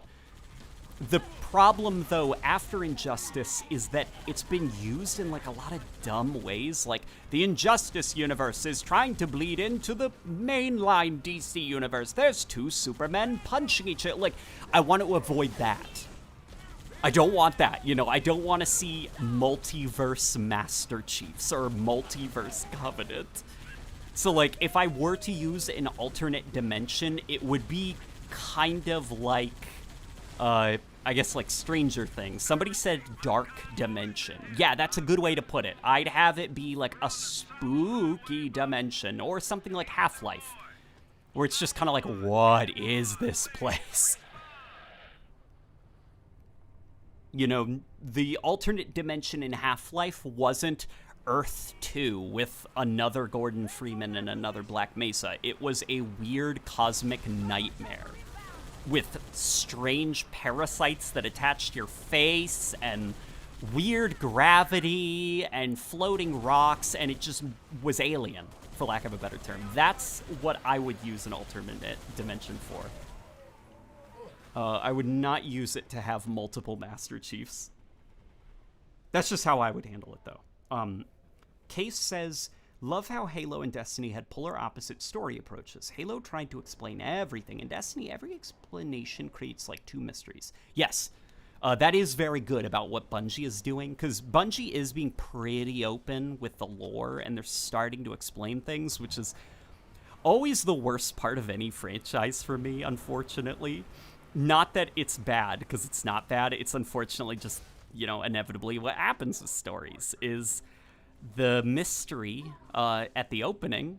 Eventually some questions need to be answered, and it always sucks when those questions are answered, because it's like, oh, story I had in my brain was cooler. But what Bungie is being very clever about with their lore dumps is they always set up more questions where it's like, wait, what? What are those characters talking about? I mean, I get that that's now the thing, and I understand but what were they talking about there? And unfortunately with Halo, it just kind of answers, or has been answering things.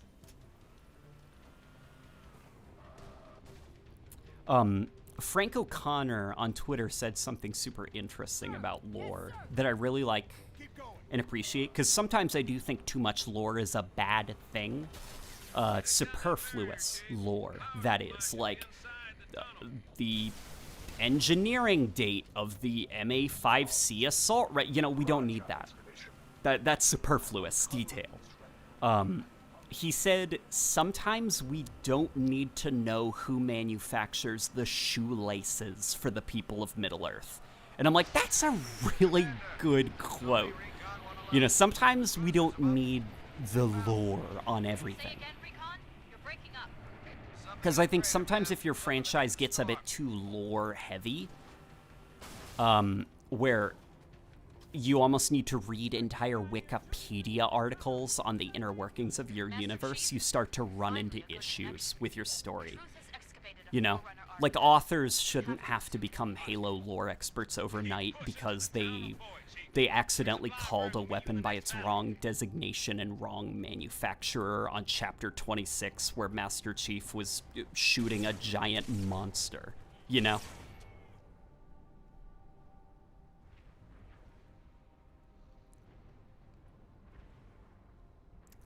Sapphire says, I've noticed that you are being much nicer to Halo 2 recently as compared to your older videos. Yeah! Well, I'm being nicer to as many things as I can, because okay, so we all know the big video that I did, the art style video, the one with the thumbnail of the grunts. I can't rewatch that anymore because it physically hurts. I cringe into a singularity whenever I watch it because of how mean it is and just how antagonistic it is. Like, not that, like, the opinions are bad, but it's like, dude, could you be a bit nicer, please? Because being mean is not an attractive personality trait. It just kind of, like, it overrides whatever positive message you are trying to say, which is, I don't like the current art style of the Halo universe. Here's how I think it could change. And so even just, like, I've been revisiting some of my opinions on things, and it's like, do I hate Halo 2? Do I really hate Halo 2? The emotional, like, the emotion hatred? No. I like Halo 2 a lot. It just happens to be one of my lesser favorite Halo games. So, you know, chill out a little bit with dissing Halo 2. Halo 2 is a pretty great game. And so that's just kind of the approach that I'm taking, is less hyperbole, I guess, when addressing kind of like my criticisms of some of the Halo games. Curious about your thoughts on Doom Eternal. I've got so many thoughts on Doom Eternal that I could probably make a video out of them. But I'm scared that the video would just be irrelevant, because I don't watch other videos on Doom Eternal, so I have no clue if whatever I say will have already been covered by other people and better. But I have a lot of opinions on Doom Eternal.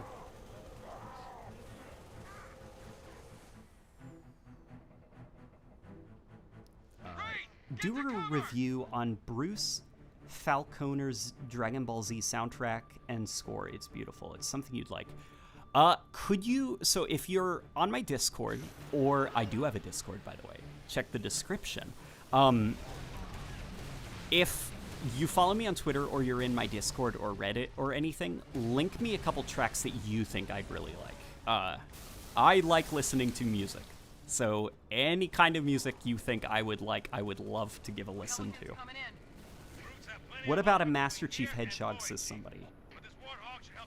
I mean, yeah, a Master Chief Hedgehog would be pretty cool.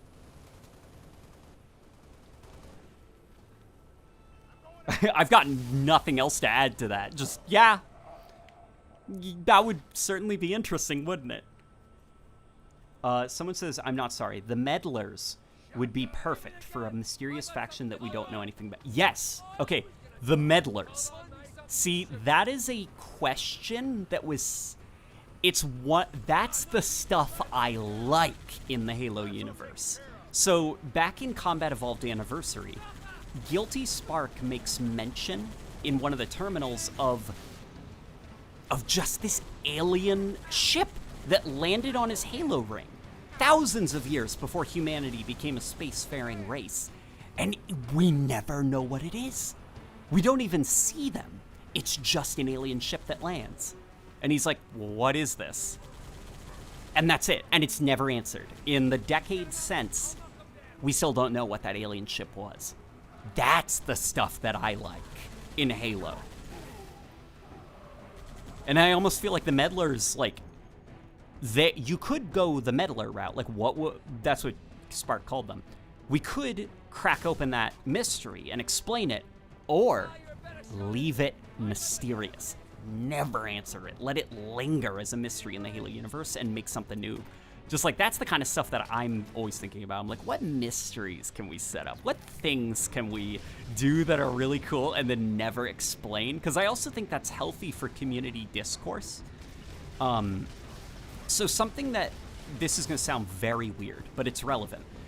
The Call of Duty Zombies community had a bit of a reckoning so the Call of Duty Zombies storyline prior to 2015, I want to say, Black Ops 3, its story was mostly told via Easter eggs and weird, vague, cryptic bits of nonsense that may be loosely connected to other things. It wasn't for certain, though. And the community was built up about discussing these things. And then in Black Ops 3, they actually began just explaining everything and how it's connected. And then they did the big bad and dropped an official timeline with dates. And after that, the Zombies community kind of died. It's coming back due to, like, excellent work with Black Ops Cold War, from what I understand. I don't know, I tapped out of the Zombies community a while ago, but over-explaining can be a detriment. I think sometimes leaving questions and just building a community based on theorizing and dot connecting with no confirmation on if they're true or not, because then that leaves debate about if the community understanding is even true. And it's this thing that constantly sustains itself. There's constant debates and theorizing.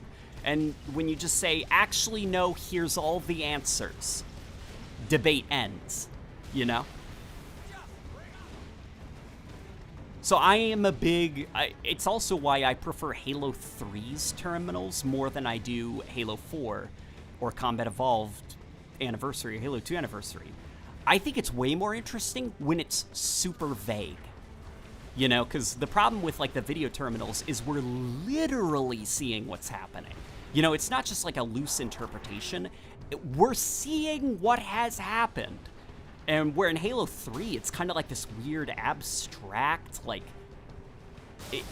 it's coming from another being's perspective, and it's in the written form, so there's already a lot for interpretation there, and you're not entirely sure if this can be trusted. I think that's more interesting than just straight up giving the community the answers in visual form.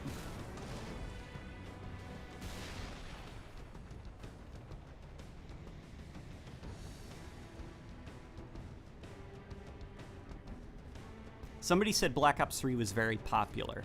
I'm not saying Black Ops 3 Zombies wasn't popular. What I'm saying is it had a reckoning. Black Ops 3 was very popular because it was being super mysterious and was explaining things slowly, but also still saying mysterious. And then the big reveal was that they info dumped the community on everything. And it was like, be careful what you wish for, because after that info dump with the Chronicles timelines, you know, fuck that thing. That thing was so dumb. Now there's nothing left to discuss. We have all the answers. The end, you know? Where do you go from there? Well, not really anywhere. Black Ops 4 tanked, and mechanically it wasn't that great, but I also think narratively, like, there isn't much you can go on when you explain everything. Like, yeah, just a lot of bad choices, and I think Halo also made similar choices in explaining everything about the Forerunners.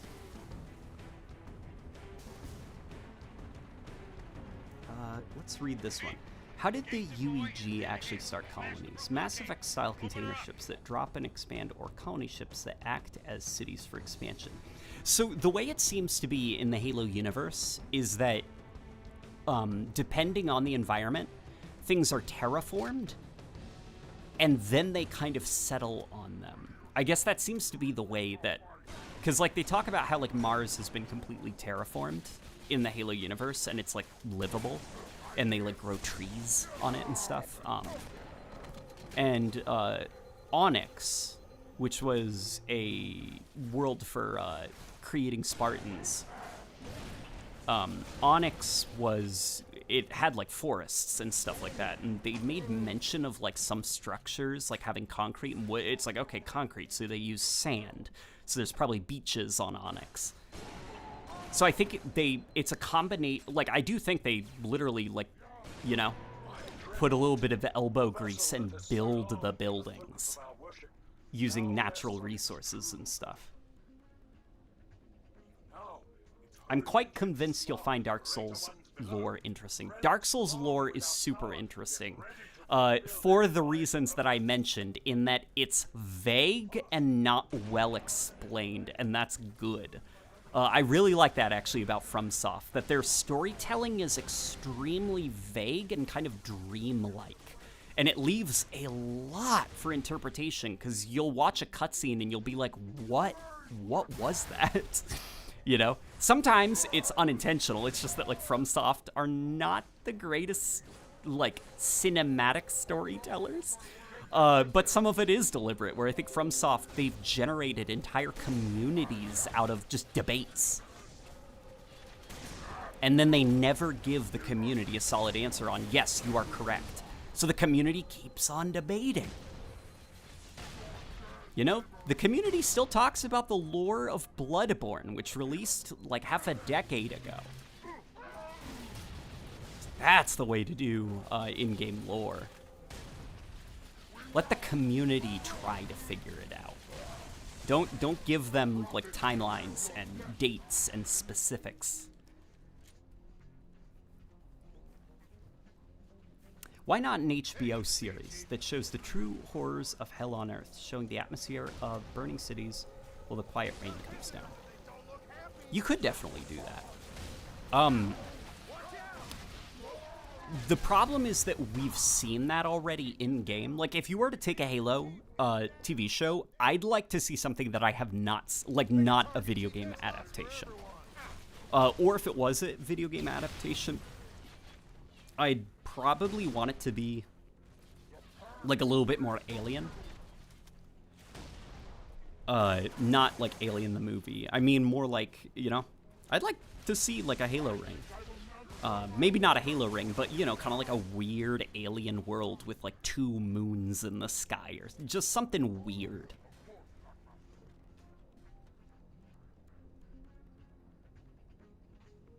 I'm in Britain, so it's almost 12. Good night. It's almost 7 where I am. I'll probably be getting off soon.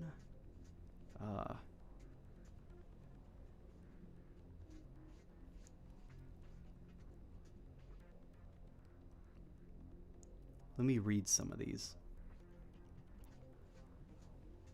Used reshade. Should we do a new reshade? It said that the set for the movie District 9 was originally intended for a Halo movie. Yeah, District 9 began production as the Steven Spielberg Halo movie, but when that fell through, as most video game Hollywood projects do, they had all these really expensive sets and equipment and stuff, and they repurposed it into a science fiction movie called District 9, and it also happens to be a very good movie as well. Like, to the point that you can see, like, some security people in that movie are visibly wearing Halo Marine helmets. It's a lot of interesting. There's, like, entire forums where people have, like, screenshot parts of that movie and, like, pointed out what are clearly Halo props. Our only chance of stopping him is a surprise aerial assault. Clear this sector of Covenant anti-air Read defenses. previous Make a hole for SC. the Admiral's I must ships. know your favorite Good hunting. grunts. He's out. My favorite grunts? Huh. I think anatomy-wise, that's a good question. I'd have to take a good look at them. So what's kind of interesting is in Halo 2 and 3, the grunts had like toes and like nails and stuff, and their skin was kind of almost like a blue, if I remember correctly. I could be completely misremembering. And then in Halo 3, they took on a really different look. And it is quite different looking, but I also think that, like, their new body and just kind of the material that makes up their body, it's almost like crab-like. It adds to the comedy value because they're a lot stiffer now. Like, their toes seem to be less... I mean, you can't tell because what I'm looking at is a mess of polygons and low textures. But you can see it's not like toes, it's like growths. It's just like these weird horn things growing out of nubs. And so it looks funny that they're just like teetering around on these goofy little stupid feet things. Like, generally, I don't think grunts should be perfectly asymmetrical. Or symmetrical, I guess would be the term. Yeah, symmetrical. Like, I think their body should be a little bit goofy. Like, their legs should be a little bit too short. And that is if we're gonna nitpick for a little bit. If I'm allowed to nitpick, okay? It's alright if this isn't an issue. Just let me nitpick for a second. The grunt feet in Halo Infinite are just a hair too long. Because they can still comfortably walk upright, like the Halo 4 and 5 grunts, where they just, like, casually stroll with very little effort into their walking. Like, it's funny that the grunt feet are so short that they have that uncomfortable hobble. Sometimes they have to use one of their arms to balance themselves properly. Like, I don't like when the grunts look like they can comfortably walk upright. There we go. That's my minor nitpick. Do you think the Spartans have been watered down? Chief was the one, and that's what made you special. Now then there were 3s. Now basically anyone can become a 4. No abduction or trauma needed. So I think it's not that the Spartans are watered down. In fact, I do think the Spartan 4s are kind of interesting. I do definitely think, though, that it's just kind of like this, I guess, there isn't a lot of cool factor, I guess, when it comes to the Chief. Like, Halo 4 and 5 took Chief relatively seriously as a Spartan. Like, it didn't have that anime cartoonishness that I told you about, where it's like, instead of being the Spartan, the Master Chief, you are Spartan 2, John 117 serial number. You know, that's kind of the approach that they took. And John 117 is accompanied by Fire Team, Blue Team, that are composed of, you know, these following Spartans. Halo needs to get away from that. Like, the Spartans need to be treated more like heroes, I think. So, you know, Spartan Locke, Spartan Buck, Spartan like, stop that. Locke. You know, just call him Locke. Just call him Vale. Like, treat them as individual heroes, not as kind of this clinical aspect of Halo lore. So I think the Spartan 4s absolutely can work. The problem is, like, the games just kind of, you know, treat them very clinically and matter-of-factly, as well as the Master Chief. Like, it takes its universe very seriously, and I'm like, yeah, don't do that, you know? Halo is more fun when it's a little bit cartoonish.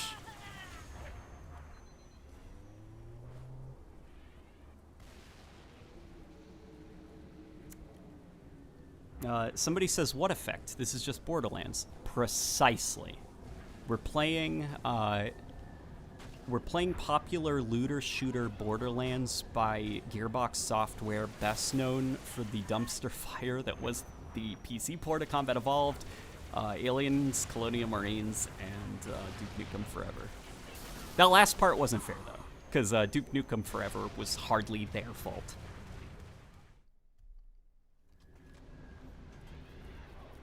Is anything I'm saying interesting? If we're talking about something boring, or my opinion on a subject is boring, let me know and we can talk about something else. I hate how they're tampering with the Halo 3 multiplayer view model hands. Yes, so on the Halo 3 flight, kind of like when they just flat out removed the old Halo 3 body and replaced it with a really weird looking new body, they replaced the hands, and the hands don't look great. But that was actually a bug, and that was not intended. When you click the classic skins toggle, it switches back to the old ones. That's the way it's supposed to be intended. So don't worry, you won't have to look at the sausage hands forever. Could you turn off the effect, please? Somebody says. I could turn it off if you want. Should we turn it off, or should we try something new? We could. Do you guys want me to Halo Reachify this? Where we make it look kind of like Halo Reach?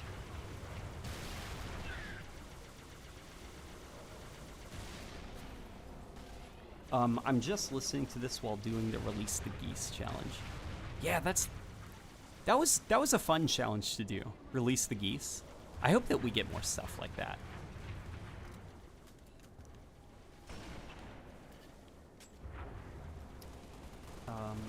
Somebody says, what effect? Which, yes, that is the correct answer. What effect? This is just what Borderlands looks like. Which we are playing. Okay, everyone's saying yes. Somebody said CRT. Okay. So we're gonna throw all those active to top. We're gonna turn off some of these. So we're kind of back to how Halo 3 normally looks. And then let's, I mean, it's hyper saturated right now because I left that on, but we're gonna go the other way, and we're gonna make it look like a brown a Halo Reach, a War-Torn. We're gonna make it a circle game Reach. Did you know that Bungie didn't want to call it Halo Reach? They wanted to just call it Reach. And that's part of why when you boot up the main menu, it doesn't say Halo Reach, it just says Reach. Because they were thinking fans would know anyways that it's a Halo game, or that it's in the Halo universe. They just wanted to call it Reach, and Microsoft apparently wanted the Halo name attached to it. I read that in an interview, and that's super interesting, and I'm glad they did not get their way.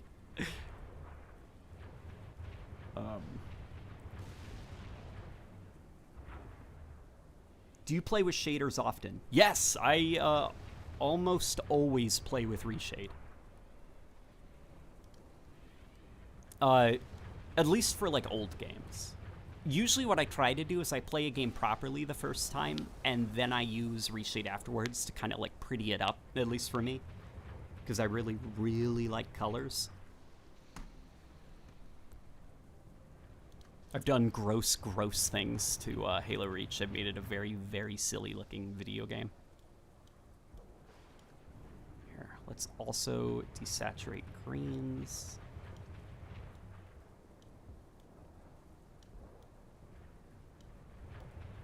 I guess that's just darkening. I think HSL shift is the wrong preset to use for desaturating.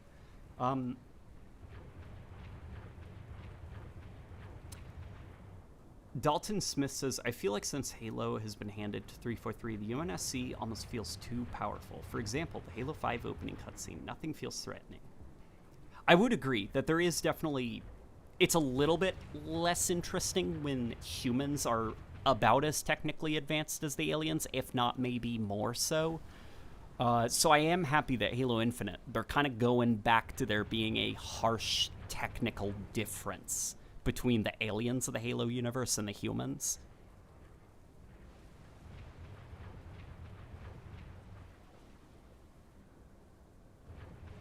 I like how you changed the thumbnails for the evolution videos. I actually, I did not personally do that. Fletch did.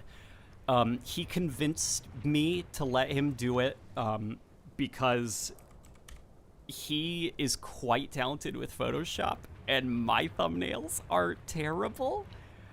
And I was very anxious that if we changed them, people would be upset. Not that they do look objectively better now, but that people would be like, Late Night Gaming is losing his soul. It's becoming too much like other channels. So I'm surprised that people really like the better thumbnails that Fletch made. I thought people were going to be upset. They're like, we like the bad thumbnails.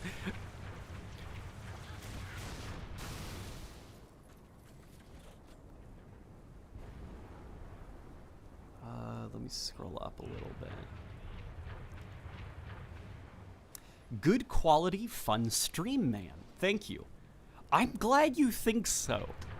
I'm glad that I'm interesting enough to entertain 400 to 500 people.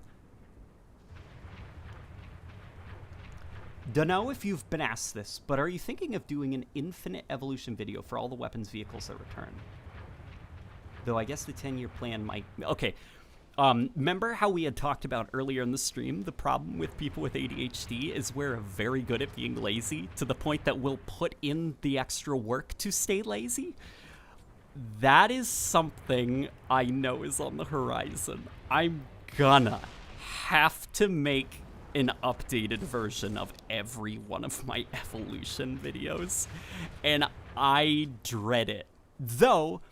I am interested a little bit, since there are certain opinions and things I glossed over or mistakes that I made that I could potentially correct. Let's continue, though, this filter. What are some other things that we could do to make it, like, reachy and kind of war-torn? Here, what about cinematic depth of field?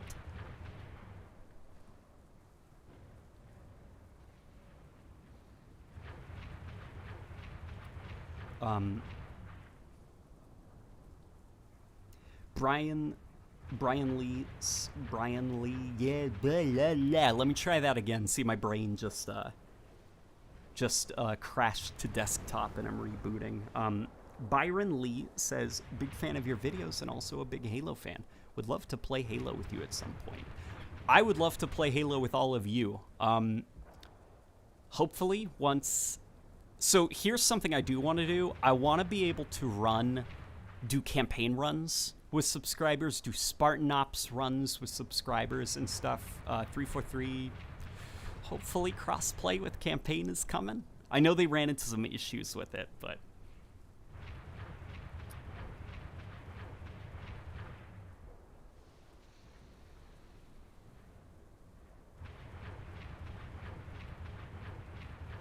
It's nice to listen to you while playing Firefight. I'm glad that you think so. So, on the topic of being interesting to listen to, wow, that sounded really conceited, didn't it? I was thinking of bringing back the old podcast that I did.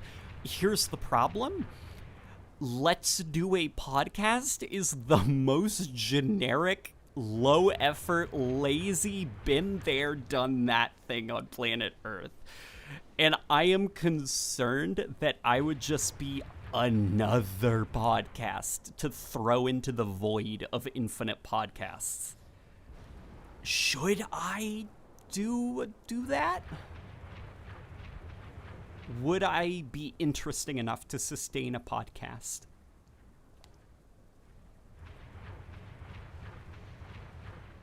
Damn, that's a really cool filter, somebody said. Thank you. See, I like depth of field in games.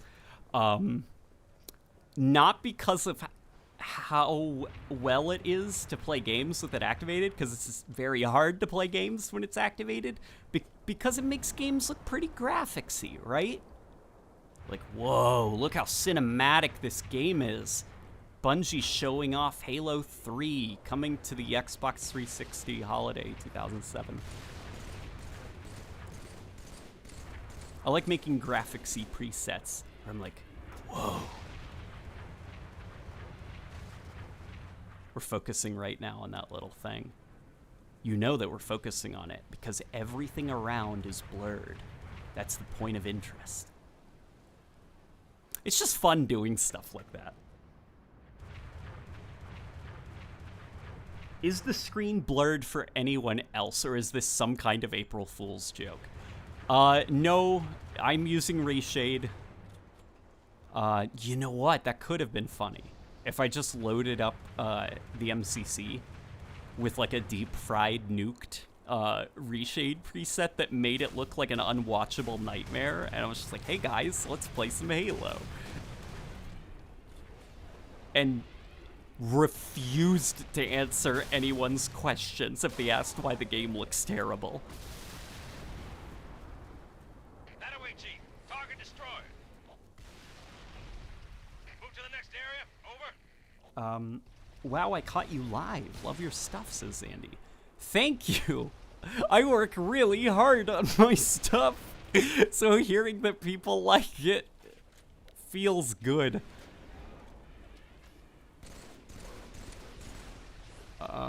So currently what we are doing is, I think people are just telling me what to do with Reshade. You can see right now that, Master Chief forgot his glasses at home. Either that or Bungie, or no, not Bungie. It would probably be Ubisoft, because all this would be downgraded when the actual game launches. Ubisoft is revealing the new Halo game at E3. And it will definitely for sure look like this. For sure, really trust us. That's probably not fair, right? Ubisoft has been pretty good about, like, not downgrading their games.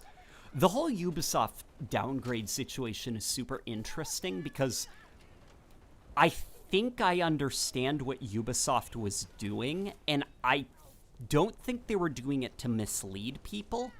I think it was marketing getting a little bit too artsy-fartsy for their own good.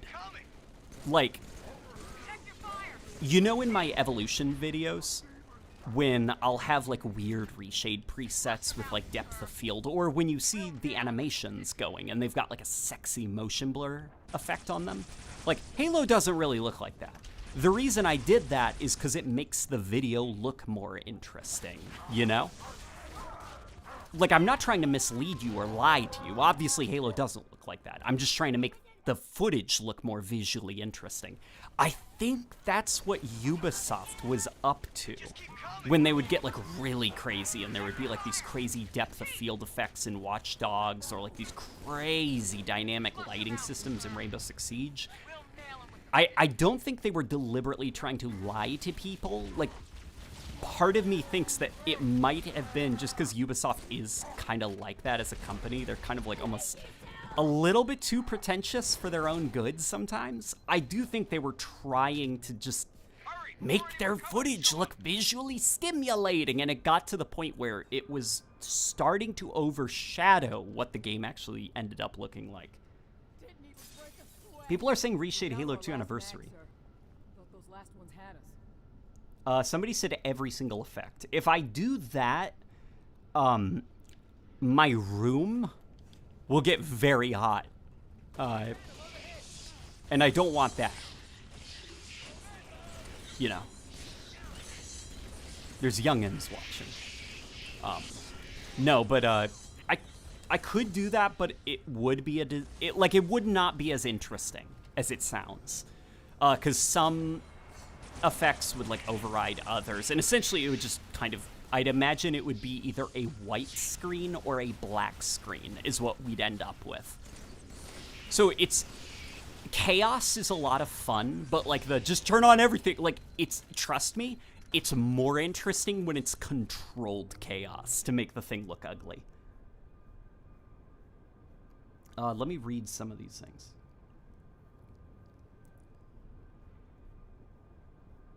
Because some people asked some questions with donations. You guys are awesome, by the way.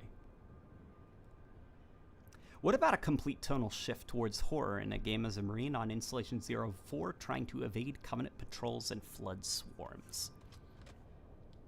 I think we've all like talked about that, and that would be pretty interesting. You know what I would think would be super cool? No, on second thought, that would actually be really lame. I was gonna say, what if The Thing, like the movie The Thing, but with the flood, where like somebody is infected with the flood and like the Gravemind is manipulating their actions and they don't know who it is, and that person is like killing people and infecting them and turning them into thralls. But then I was like, no, that would be kind of dumb, wouldn't it? I have really bad ideas. Just wanted to thank you for picking my comment a few months ago in your Q&A with the Craig thumbnail, where I asked about Forge AI. Made my day, said Mr. Rafflecopters. I think I remember the question you asked. Yeah, that was a fun Q&A, the one with Craig. I should, Halo Infinite is getting back to the roots of Halo. I should get back to the roots of late night gaming, right? Like, I should do the Q&A again, right? Am I crazy?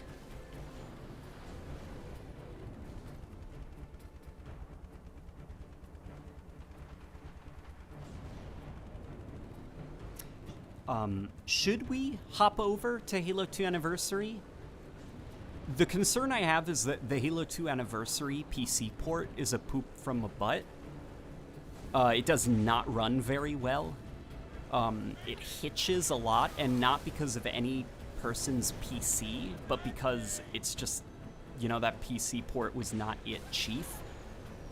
I think it was so rough because that was around the time that they lost like a month of work because they all had to be situated from home. Yeah, because that was after COVID. Yeah, and it definitely shows. Halo 2 Anniversary is in a really rough place port-wise.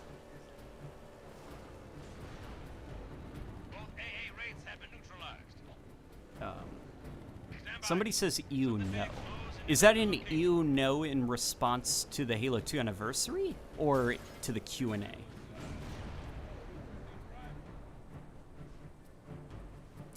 Talk about the Reach Plasma Pistol Unicorn Horn.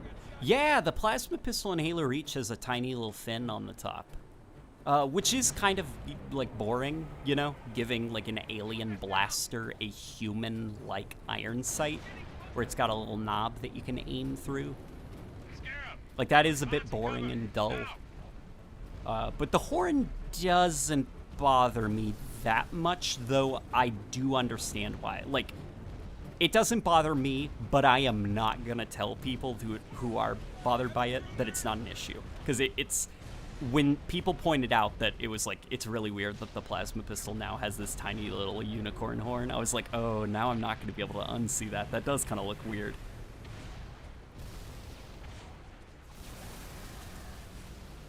All right, Light Night Gamer. Says Lunar Lenny. Lenny! I've got Red Dead 2 on the brain now.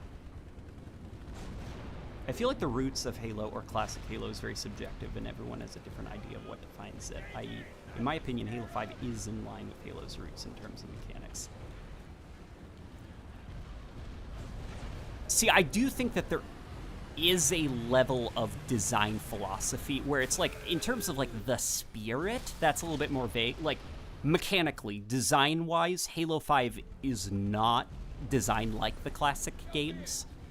It takes some inspiration from them.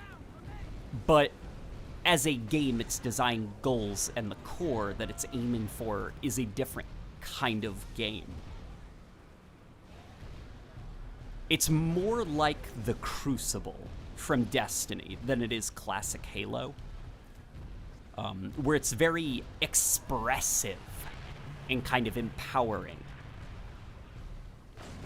Where classic Halo is more of that arcadey thing, where the guns are extremely cartoonish, like the plasma rifle, which can lock your view when you aim, or the assault rifle, which is not very good at a range, but man, it can smack really fast. It has the fastest melee speed. You've got these like cartoonish ways to design your weapons, where, you know, in something like Halo 5, it is a lot more like Destiny, where it's more or less, this gun has this fire rate and it shoots at this range. This gun has this fire rate and it shoots at this range. Like, it's a lot more, I guess, simplistic, for lack of a better term, because the focus is more on the core expressive gameplay abilities. Somebody did this video a while ago that was like, the soul of Halo is the dance, and it was, his video was well made, but what I really disagreed with is that Halo is as simple as, part of what makes Halo is that strafing is involved, where it's like, strafing? Strafing. I think Halo is a bit more than that. It's also an approach to how you design the external sandbox. Like, Halo is more than its core gameplay. And the video kind of focused a lot on how the player plays the game at its core and how they engage, and how they engage with the sandbox wasn't touched upon that much. So, you know, when he said that Halo 4 is a Halo game because it had the dance, I'm like, yes, in that at its core gameplay, it kind of played like a Halo game, but in terms of its sandbox, it was a very different kind of video game. Same with Halo 5. And I do think that's okay, by the way. In order to like Halo 5, you don't have to say that, well, it's in line with Halo's core. Halo 3 is a very different kind of video game to Combat Evolved. A very different kind of game. And I really like Halo 3. You know, Halo 5 is a very different kind of game to the other Halos, and that's okay. It's okay to like that. Smellbringer says, I hate how the meta in Halo is battle rifle or death.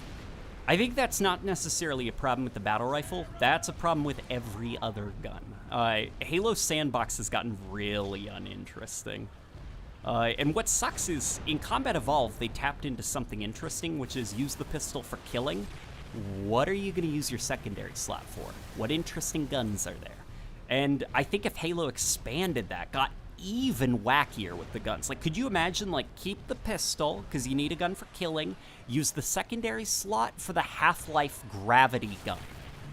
You know, or take the gravity hammer and make it more cartoonish in its gravitational manipulation abilities. Like, really give players a reason to keep their second slot reserved for something really bizarre and weird as a gun in function.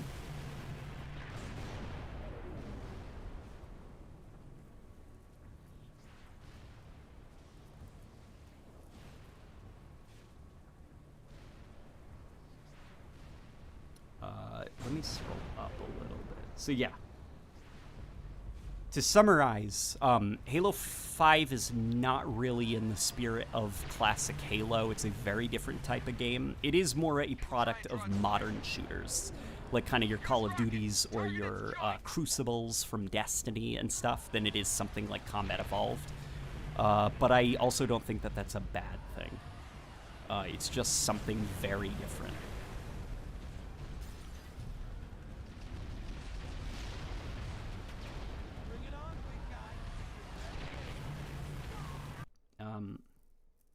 I like Ruby of Blue's Halo 3 rebalanced mod.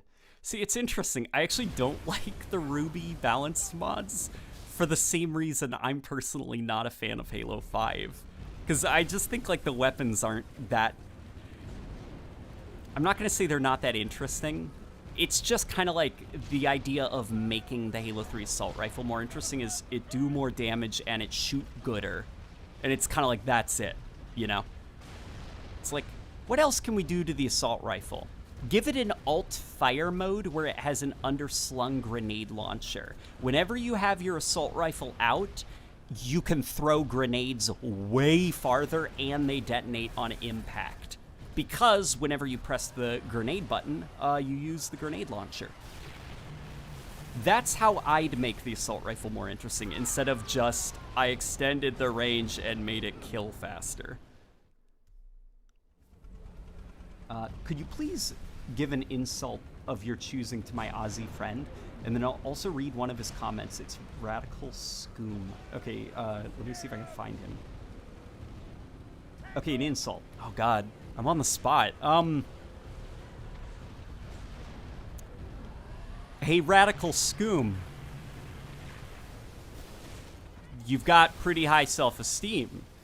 You got some things that you think you're quite talented at, don't you? Well, what if I told you that those things you're talented at, you're actually not that good at them? In fact, you're kind of bad at them. Yeah, there we go. That's my insult for you.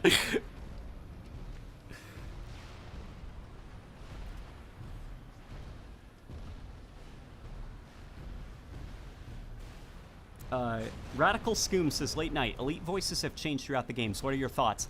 This is a weird question that even weirder is I have opinions about it. So, in Combat Evolved, the elites were just Johnson quotes reversed. And they're great and memorable. In Halo 2, they're humans and they talk. And due to, like, they do definitely apply a filter to it. But some of it is also just, like, weird compression. Like, they sound weird, you know? And then something that Halo 3 does that I really like is it gives the elites this, like, talking into a fan effect where the voice is really warbly and kind of synthesized. And when I was younger in high school, actually I think it was middle school, when Arbiter is like, were it so easy, you know, and it's like, you haven't heard him talk that whole cutscene until Chief draws the Magnum and puts it in his mouth.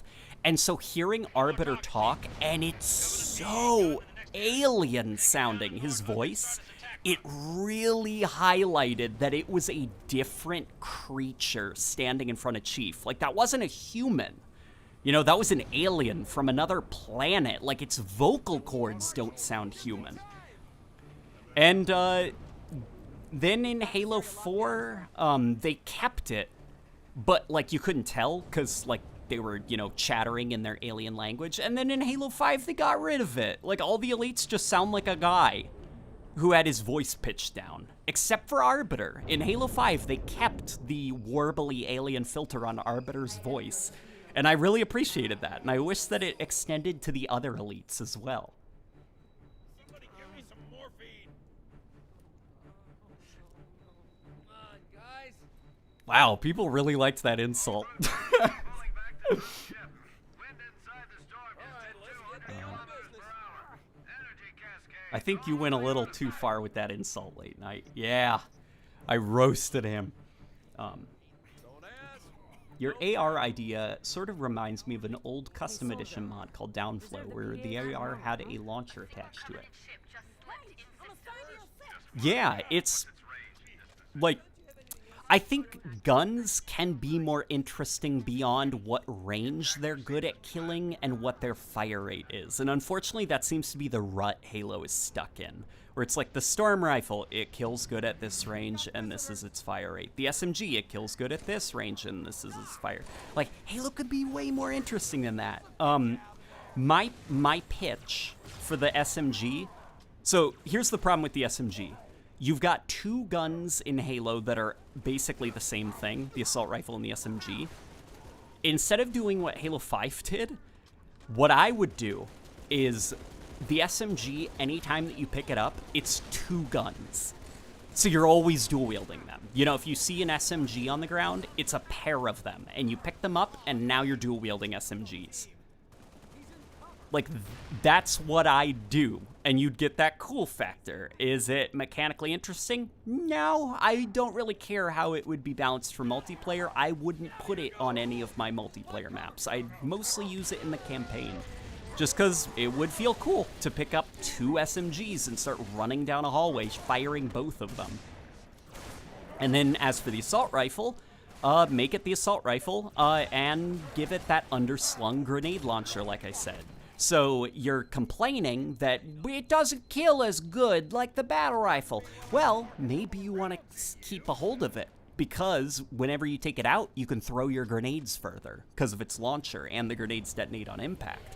There you go. You've given somebody a reason to hold on to it, even if it's not as good as the battle rifle. That's kind of the direction that I wish Halo Sandbox would go in, you know? Be a little bit more interesting. Make the guns more interesting beyond what their range is and their fire rate.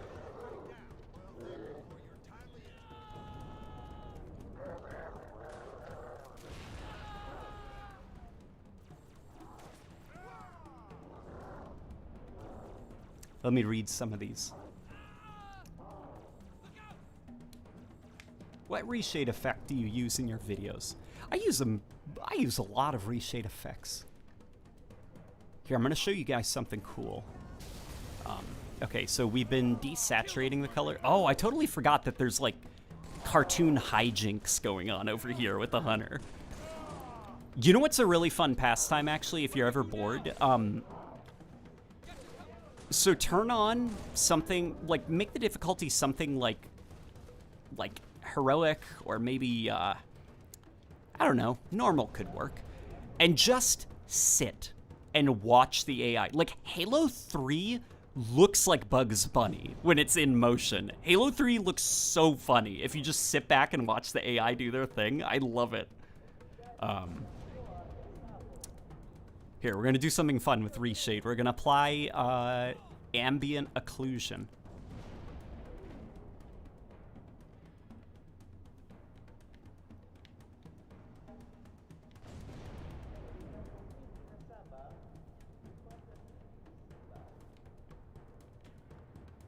Okay, but what if you could reload the plasma rifle? See, that would be boring to me. That would be super boring, because now the plasma rifle, it's like a human gun. You reload it like a human gun.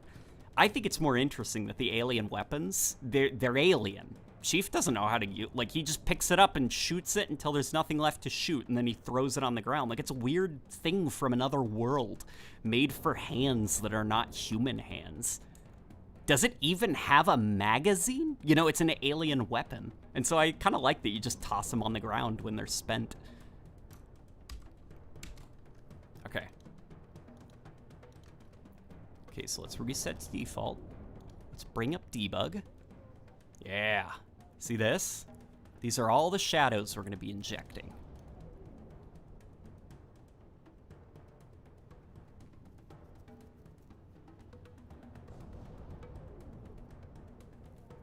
My dream for the beam rifle is to make it charge up powerful shots. See, the beam rifle, I actually don't think Halo needs a beam rifle. I've heard the argument, we talked about it on my Discord last night. I think it was last night. It was 2 nights ago, I think.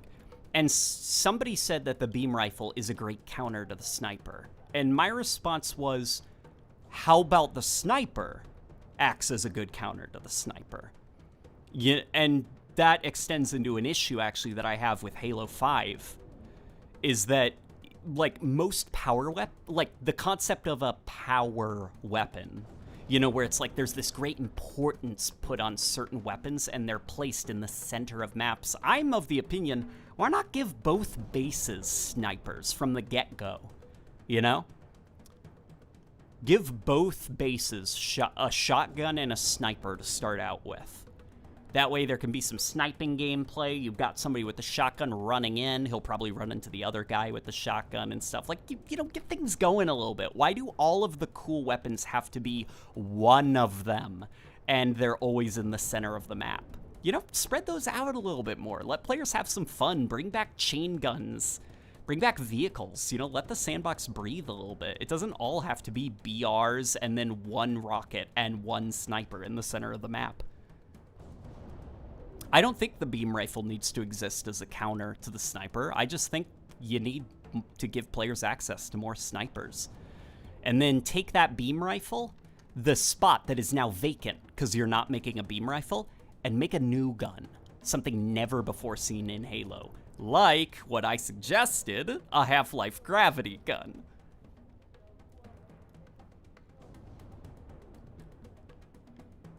That's kind of the way that I'd approach a Halo sandbox. I think Halo could be so much more interesting.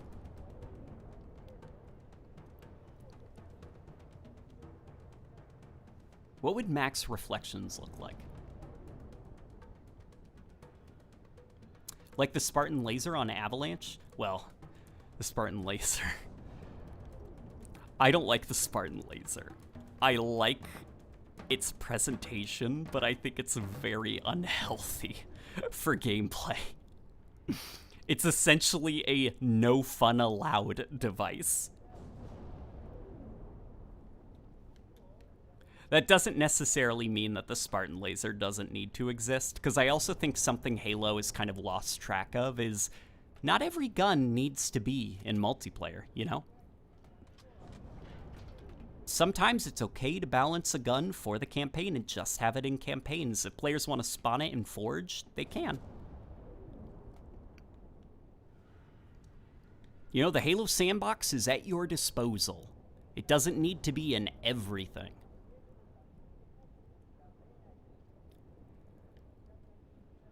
Real talk, MLG Pro Gaming was a mistake. No! MLG Pro Gaming, I think the wrong lessons have been taken from it. MLG Pro Gaming, if anything, taught why Halo Sandbox could be more interesting. That you could take a map, and depending on what guns you place on that map, it can be either hyper sweaty and competitive, or super relaxed and casual. The problem that everyone's taken is that now the multiplayer focus needs to be shrunk down and we need to make every weapon esports viable. I'm of the opinion, no. Be okay with some guns just not being on some maps. You know? Have your weapons that you designed for esports, and then have other weapons that you meticulously designed for casual play. Have some weapons you designed for campaign. How does it function multiplayer? I don't know. It's probably broken. We just won't put them on the multiplayer maps, but we'll leave them in Forge in case the community wants to goof off. I think the lesson is not that MLG was wrong. I think just we've taken the wrong lessons from it. You know, MLG didn't do anything wrong. What do you guys think of these shadows? What do you think about my opinions on Halo Sandbox? Am I just a crazy person?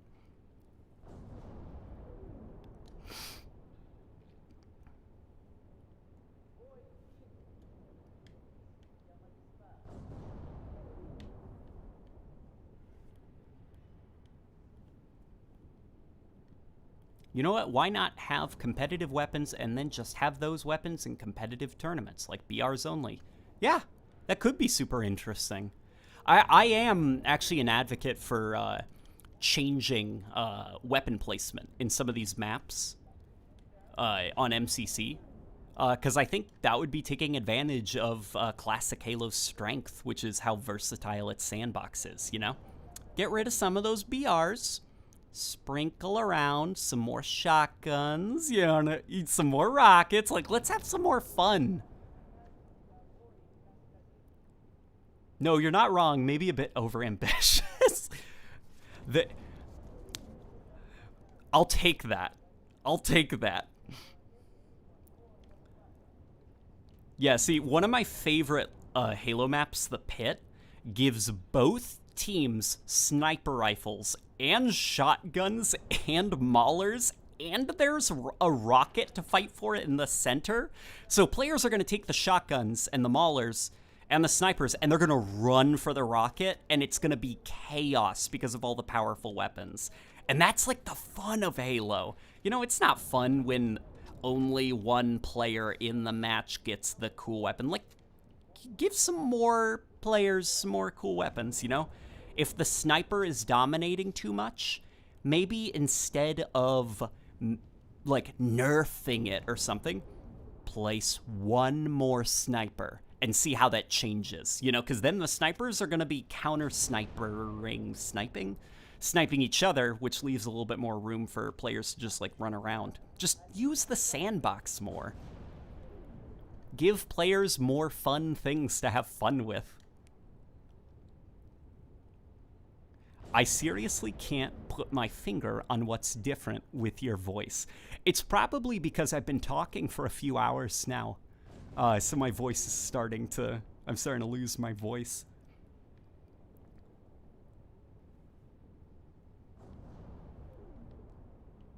We need more crazy ideas in games. Otherwise, they end up being boring or being too boring or too serious. Yeah. Otherwise, you end up with situations like Halo 5, you know, where its idea of an innovative new gun is the SAW, which is just an assault rifle that kills gooder. You know? Instead, I said on Twitter, instead of the SAW, throw that thing away. Let's go back to the detachable turret. It's a cool idea, but it's not that fun to use, right? Let's make it fun to use. Instead of having two light machine guns that players can run around with, one is in third person and one is in first person and can be reloaded, let's just go back to that first one and let's beef it up and make it more interesting. Like, let's have the screen shake a bit more violently when you use it. Maybe give players the ability to sprint with it, if sprint still has to be there, but have it be kind of like a Gears of War sprint where you're kind of locked in a direction. Have way more shells flying out of the side while you fire it. Let's have it really light up the surrounding area. Take the sound effect, beef it up. You know, make it feel like you're a Terminator. Something about Halo 3, here, you know what? I'll show you guys. Because I have your attention now, so I can visually demonstrate it. Something that I hate that Halo Reach did, that I'll never forgive Reach for. That's me just being hyperbolic, by the way. It's okay. I'm just being melodramatic for comedic effect. Don't worry. In Halo 3, something that I thought was really neat was how when you grab the detachable turret, you tear it off of its tripod. Like, their wires snap, sparks fly. You just broke an expensive piece of military hardware so you could carry it around like the Terminator. And then in Halo Reach, they made that a function of the weapon, that it can detach from its tripod. So when you ripped it off in Reach, it just made like a boring clunk because you detached it. Like, look at this. You grab this thing, oh god, the camera, and then, give me this! You know, there's like sparks that fly off it, and it's this like violent sound. Like, look, I broke this stupid thing, and I'm carrying it around in a way it was not intended to be carried. You know?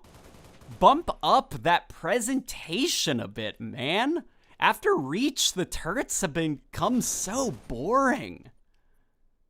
Instead of the SAW, let's revisit the detachable turret. Let's make that thing a little bit cooler. So that's my crazy, hyperbolic opinion about turrets. Hopefully that wasn't boring or stupid.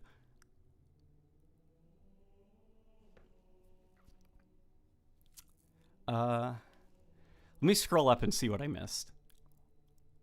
How dare you tear off the turret and not kick the legs?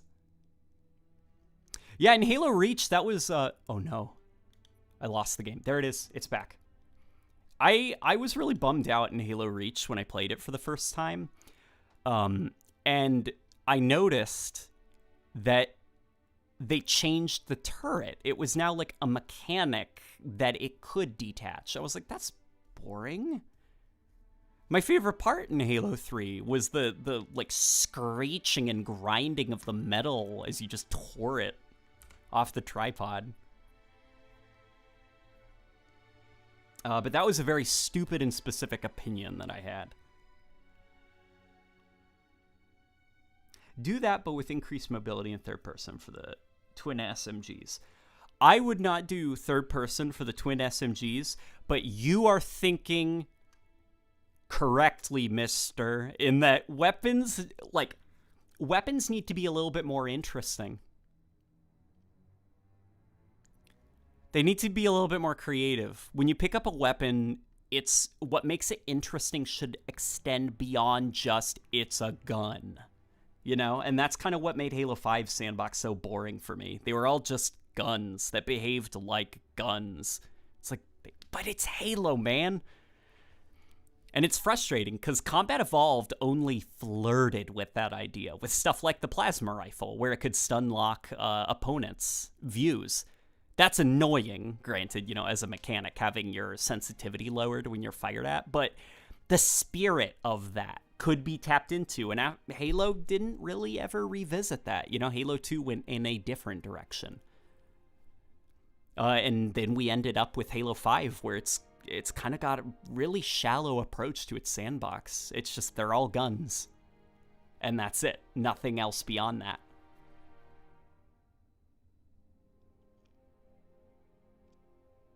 Do you know who Bring Halo Back is? I'm not. Moving on. How do you get the custom Halo 3 backgrounds? You can actually download them. So there's a website called Nexus. If you look up Halo MCC Nexus, you will see a modding website where people upload mods that they've made. And there are a lot of backgrounds for the Master Chief Collection. Let's hop into matchmaking. Although MCC is down, somebody said. Unless I'm crazy. Which is, you know, possible. You know what? Talking about the interesting relationship Halo has with its weapon sandbox, I feel like Fiesta kind of highlights an issue with Halo, is that, you know, as the series went on, it became less interested in making the weapons unique and made them function more or less like, well, guns. Which is silly to say considering that you are shooting guns, but I hope I was able to articulate my philosophy for how to design a Halo sandbox.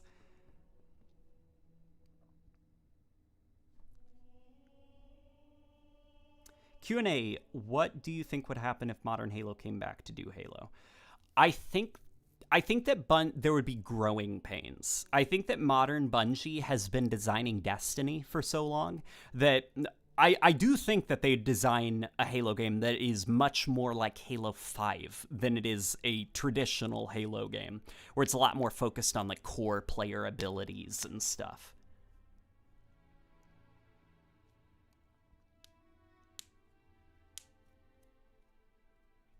So I'm going to be running into matchmaking. Hopefully I see you guys.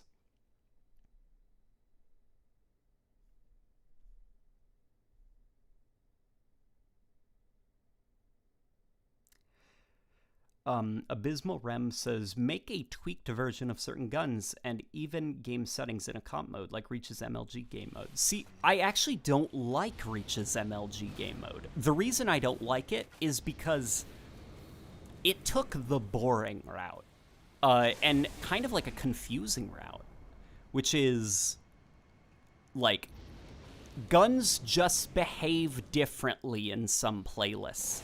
I'm of the opinion, make a new gun, you know? Don't have guns behave differently depending on what mode you're playing.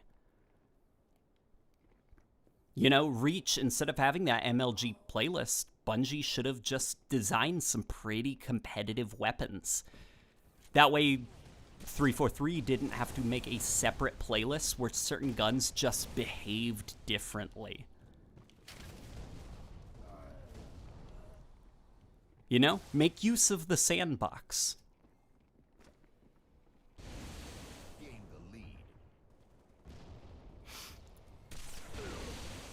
Which Halo is your favorite death scream? I'm not sure which one it is because they all kind of bleed together, but my favorite one has to be the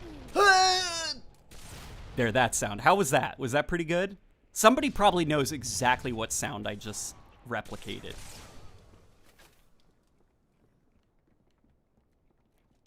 Are keyboard and mouse players at a disadvantage? When it comes to the Master Chief Collection, I would actually say yes.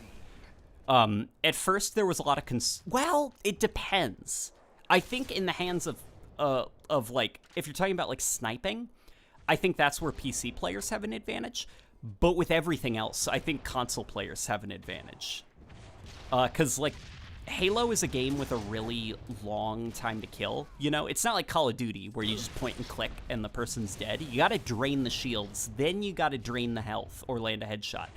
And PC players are twitchy, so we're constantly overshooting our aim if we have to sustain on a target for too long.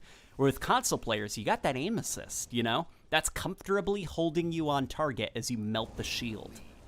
So I think it's on a weapon per weapon basis who has the advantage.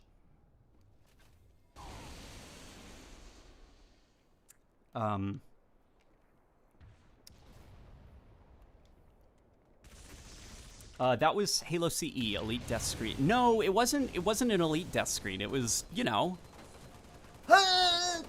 It's just like a multiplayer death scream. It happens sometimes when you kill people. I'm not sure what game it's from.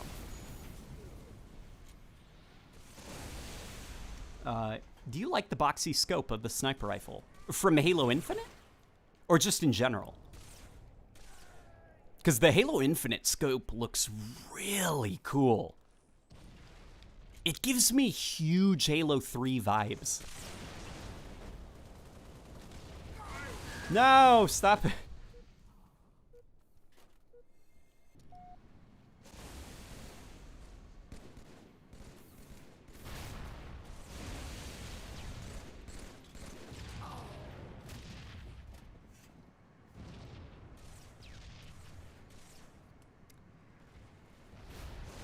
Geez, this man's audio is as crisp as his with his live streams as it was for his videos.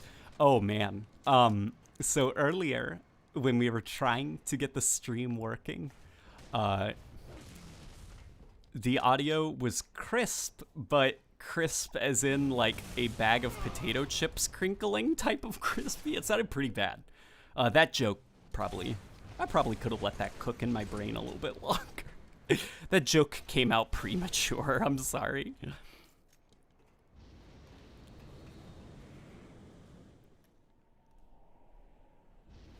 Yeah, so on the topic of who has the advantage, controllers or mouse, I don't think it's as simple as saying one or the other. I think it really does have to be on a weapon per weapon basis. Favorite food? Ooh. Oh, okay.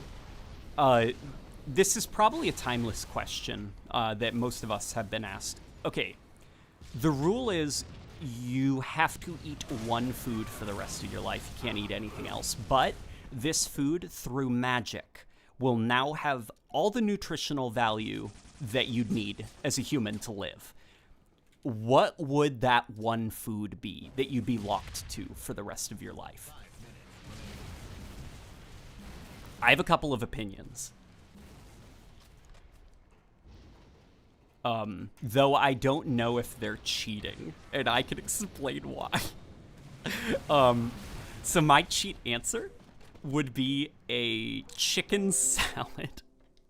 The reason why is because the rule doesn't state if I have to eat it all at once.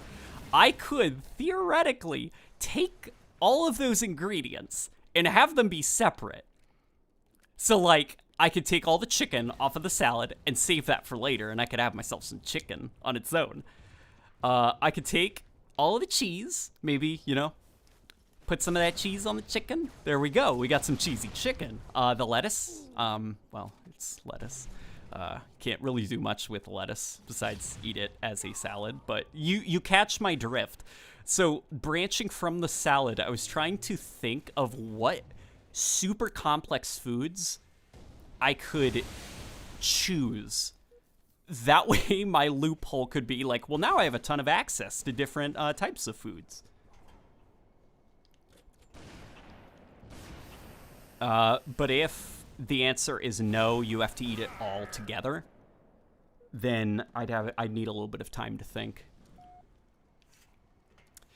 Man, food is really just a bunch of other foods combined into something that we have decided to call a name, right? Like, if you like, go out into your garage, and if there's like a bunch of boxes that are all together, you know, we don't call that like some fake thing, you know? But when we take a bunch of lettuces and put them into a bowl and then throw some chicken in there, boom, now it is just called a salad. That combination of different foods. Jesse is angry, says hi, which means Jesse is angry, probably just joined. You're in the middle of us talking about food. And not food as in, what's your favorite food? Like, why have we just decided to call a salad a salad? You know? Why wouldn't we call it a bowl of lettuce with some chicken in it? Ingredients are ingredients are a food itself. Like, the idea of calling a thing, like, at what point does a tomato cease being a food and becomes an ingredient of another food, you know? Like, I can go to my fridge right now and grab a tomato and eat it, and that is food.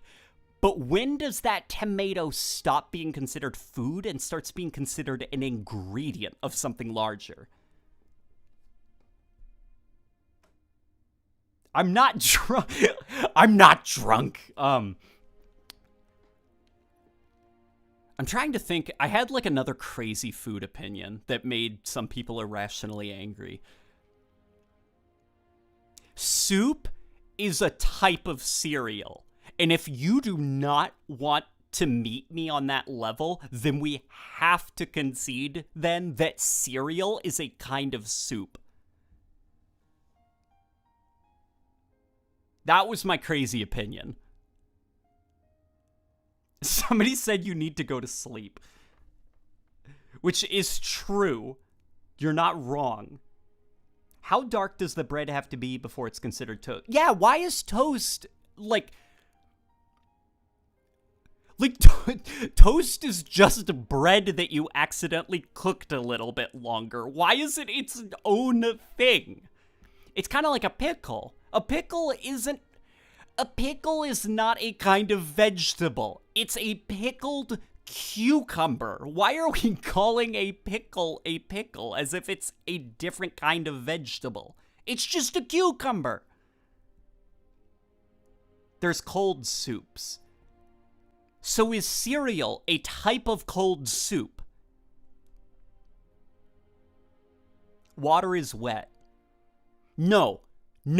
Water makes things wet. Water itself, though, is not wet. You know, you can't get water wet. Like, oops, I splashed some water on that water, and now it's wet. Water is a dark mechanism to make things wet. You're telling me soup or cereal in a mug is a drink? No, that's its own separate category. If we wanted to, like, you know, like those, like, fruit smoothies, or maybe not a smoothie. Well, I don't know. Like, is a smoothie a kind of ice cream? Oh, no. That guy had a hammer. I was dead. Yeah, okay, food is very stupid as a concept, and we've got to start tearing down the walls and discuss food like the rational adults we are. Right, guys? Cereal is a kind of soup. I'm an adult.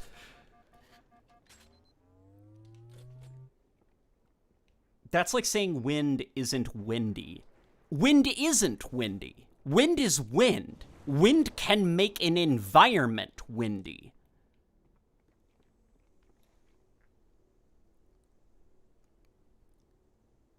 Water is a wetness cause, therefore it is wet. Now, that is a good argument, but I'd say the catalyst is not... I'm reaching in my brain to find the correct words, because I have a intolerably stupid retort to that. And if I'm not careful, I'll just sound like a raving lunatic. Probably more so than I already am, to be honest.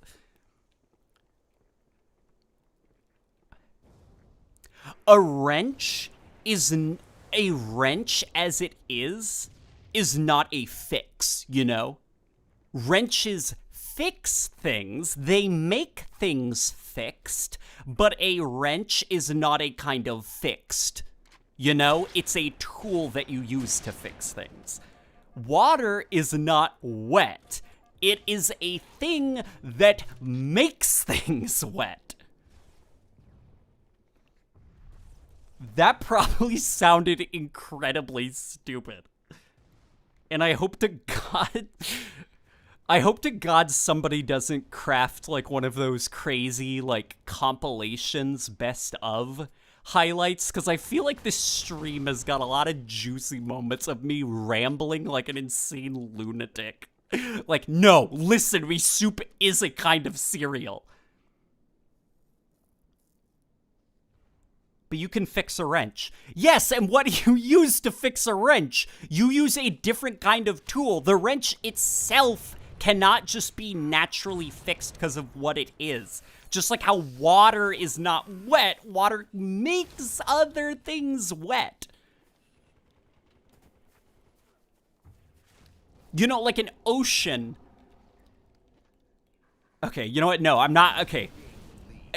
I am losing my mind. I am getting dumber the longer I talk. The water is fucking dry, you donut. No! Water is water. It's not anything.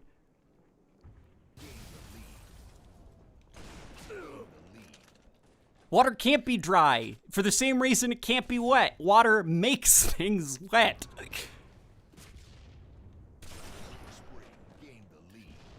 How do I have a killing spree? I'm ranting like a lunatic about if water is wet, and I'm on a killing spree. So then is water wet proof? No. No, I think even wet proof is stupid as a concept. Like, wet proof doesn't mean you are now immune to water, you know? All that... You basically put protection over your thing so that the shell that you've encased your thing in, that will get wet and protect what's inside from getting wet. You know, like, it's not like a cartoon where it's like you drop your phone in a puddle and it's like the water is like, you know, it's like, oh, now it's time. And then the phone's like, joke's on you, puddle. I'm impervious to water.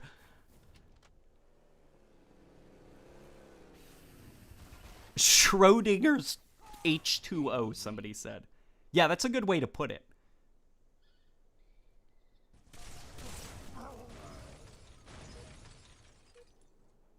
Also, late night gaming. It's not anything. Yeah, that's my,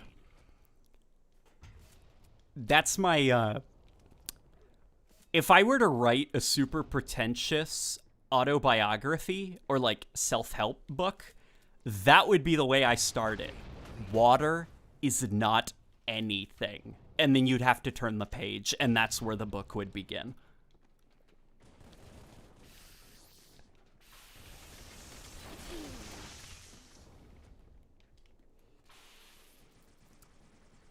But is lava wet? No. No, lava is molten rock that is so hot that it's broken down and is taken on an almost like liquid form. You know what? That's actually, I don't know if lava is technically a liquid. Does liquid have to move at a certain speed before it can be considered a liquid? Like, can a solid move? Okay, we're getting into stupid territory. I mean, we were already in stupid territory, but I have an audience, you know, and like a responsibility to not harm my audience, and I'm worried that I'll drag you guys down with me if I keep talking. Coffee is a cereal. Interesting. Please elaborate.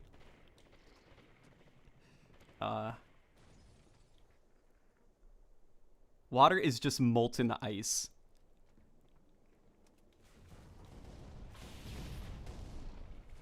I'm like, my brain is chugging right now. Like, if my brain had fans, you know, like a PC, my head would be making so much noise right now because my brain is super heated.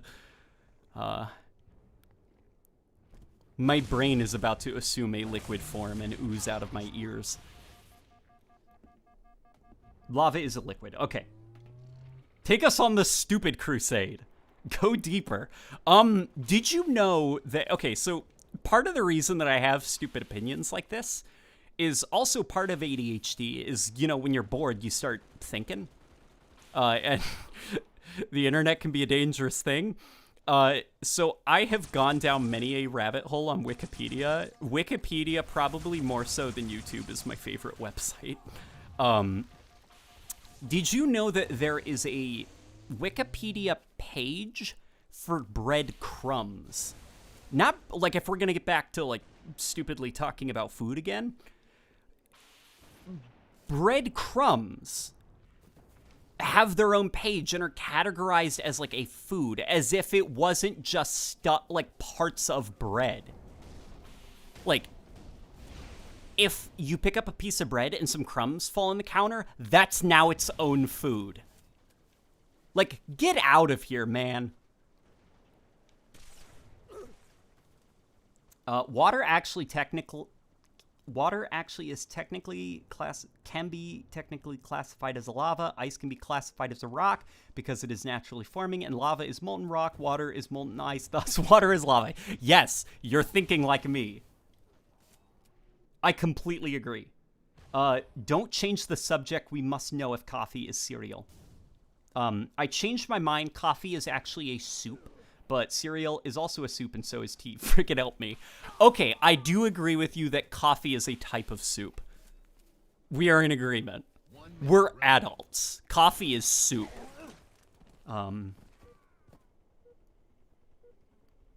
Glass is a soup.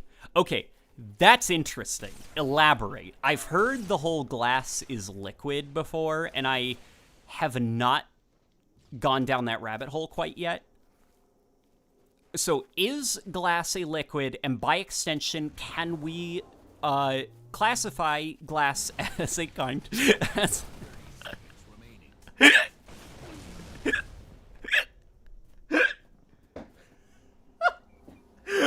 Can we classify glass as a kind of soup? Can we do it? Coffee is a broth. Okay. Interesting. Okay. Broth is a liquid that we've kind of, like, saturated in the flavor of something else. So would juice be a kind of broth?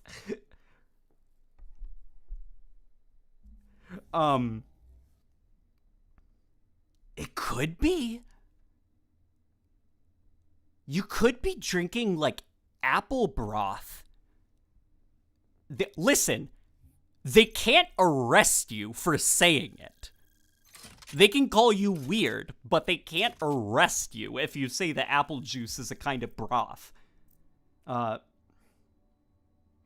Melting ice is wet. Ice is water. That means water can be on water. That means water can be wet, but isn't also wet. You know what? I changed my mind, guys. Water's wet.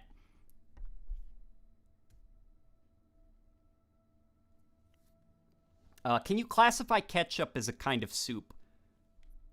Well, okay. We're probably going to have to... So we don't get... So so we don't get bogged down in the politics of food classifications. We're probably gonna have to start setting harsh limits on what makes a thing a soup. Okay, I'll go. It has to be a liquid with things inside of it, with like solid things inside of it. That's a soup.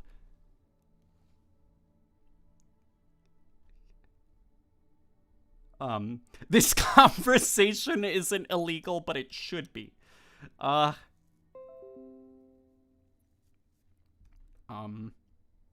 Water isn't wet, but it can be in a state in which it is wet, I think was his argument. Is pee soup? No. Urine would probably be more like a broth. Which I'm not gonna get into it.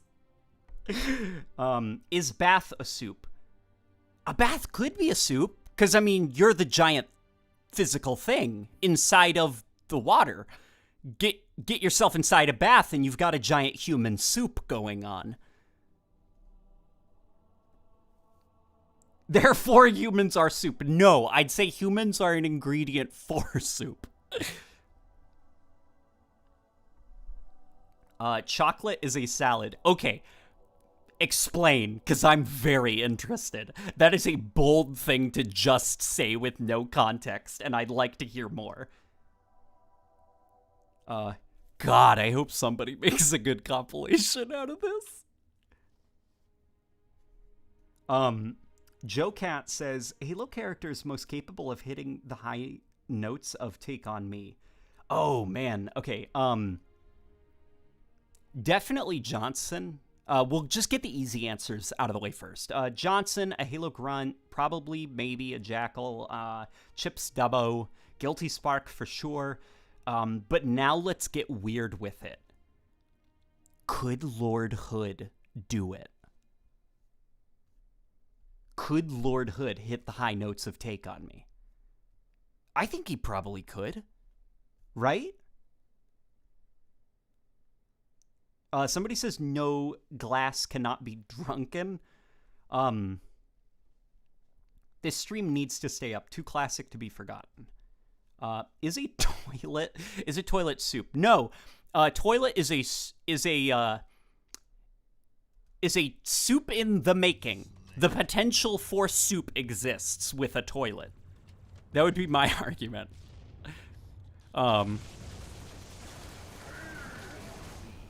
Is butter a soup? Sergeant Stacker. Yeah, Sergeant's... I mean, Cortana definitely, but women, unfortunately, have that natural advantage. You know what? The day I think I died as a child was the day I couldn't squeal. I remember that day vividly. You know, because, like, we're annoying when we're kids, right? We're running around shrieking, yelling, hitting each other. I remember the day that I just couldn't squeal anymore because my voice got too deep. It was the day I think I died as a kid. There's a couple things that I want back, and I want them back now. And I'm very upset that puberty took them from me. I want to be able to fit underneath my bed again. I want to be able to squeal as high-pitched as I can. I want that ability back.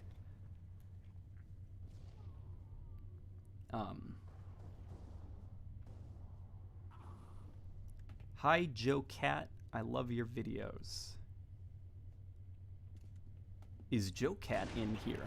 Ryan Cristani says, hey man, would love to see you do a video on the evolution of Forge. Also, what the fuck did I join into? Talking about food classifications in wet water. Yeah, like, a concern that I usually have about streaming is I'm worried that I'm horribly boring as a person. But the fact we got into a serious argument about if coffee is a kind of soup or a broth, I I probably could stream. The problem is I'd have to figure out what would be an appropriate game to stream. You know?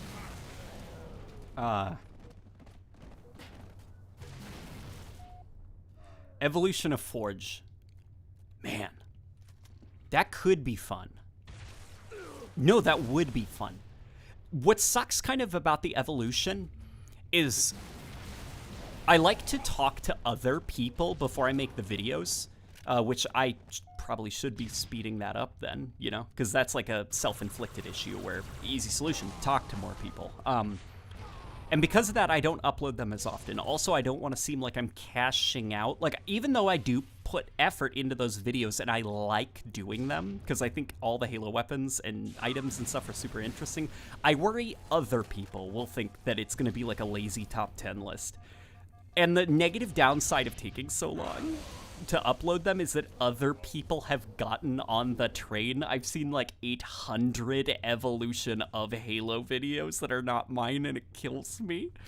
Not that they shouldn't be doing them, because I don't agree with that. We all were inspired by something that jump-started our YouTube careers. I remember some of the YouTube videos that influenced me. But just that I'm so damn slow that other people are doing a better job than I am at my own formula.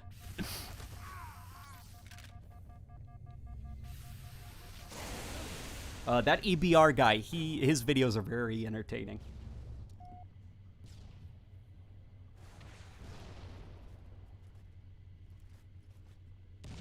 Halo 5 actually has the best Forge. Changed my mind. For myself, absolutely, I think it has the best Forge. Though, I think it depends on who you'd ask, which is an interesting opinion that I've learned. Like, what Forge means to different people. Because it's kind of interesting that not everyone views Forge as, like, a developer map tool.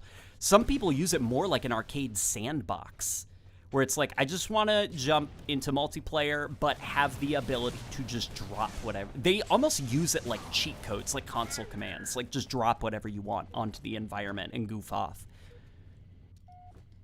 So I don't want to say Halo 5 is the best Forge. For the type of Forger I am, I like Halo 5's the most. But I can see why some people don't like it. It depends on what you used the Forge tool as. Okay, I promise this is the last time I destroy the stream, but what constitutes a stew? That's a really good question. So for me, a stew is like...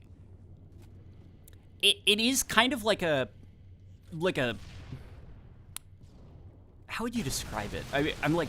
I don't have the vocabulary for it, or at least my brain can't recall a word to use. It's like...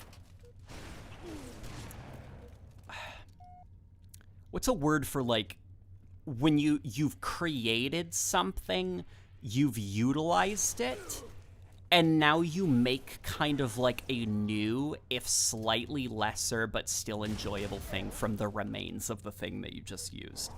That was an extremely convoluted way to describe it, and somebody's gonna be like, oh, that's this, and I'm gonna feel like an idiot. Stew is a lumpy soup. Oh no, not again, says Prestige Moron. Because like a stew, you kind of make with the remnants of your soup, right? Like the soup is like the proper crazy thing, and then it's like, ah, that was really good. Now, like from your meal and stuff like that, you're like, you know what? I'm going to throw the rest of the chicken in there, and we're just going to make a little stew. Is butter molten butter? Yes. Recycled. Yeah, maybe. We could say that upgraded, converted, salvaged. These are all great words. Cat Boss says hello there. Because you donated $5, I will do my best General Grievous impression. Okay. I used to be quite good at General Grievous when I was a tiny child who had no friends. General Kenobi, the negotiator. That was terrible. That was bad. I started to lose breath at the end, so I had to give up. I wasn't happy with how Negotiator came out. What makes Halo Halo? That's a very good question, and I hope I never find the answer to it.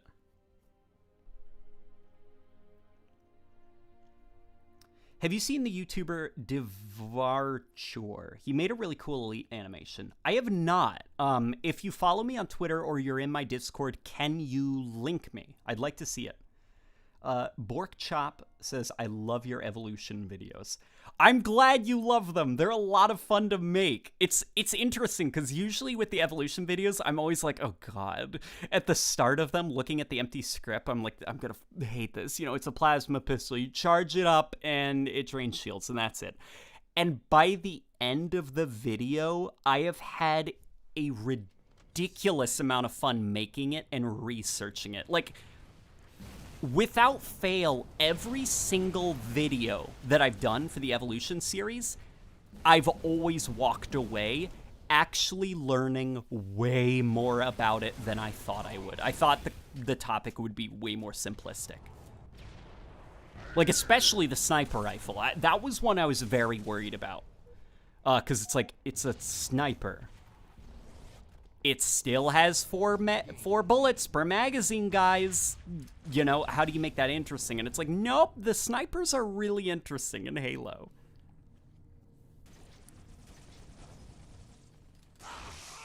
The gag is that this is all pre-recorded and everything here is fake.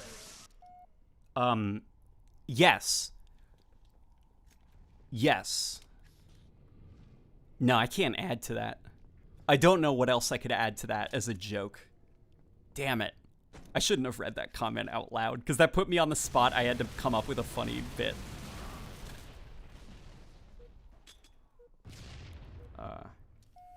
The evolution of Cortana's feet make plasma posting proud. I'll consider it. Plasma posting wanted me to use an image of a gorilla holding a gravity hammer. And so I indulged. I couldn't get it. It couldn't be anything creepy or sexual. But like the joke that people simp for Cortana's feet. I could find a way to get that into an evolution video.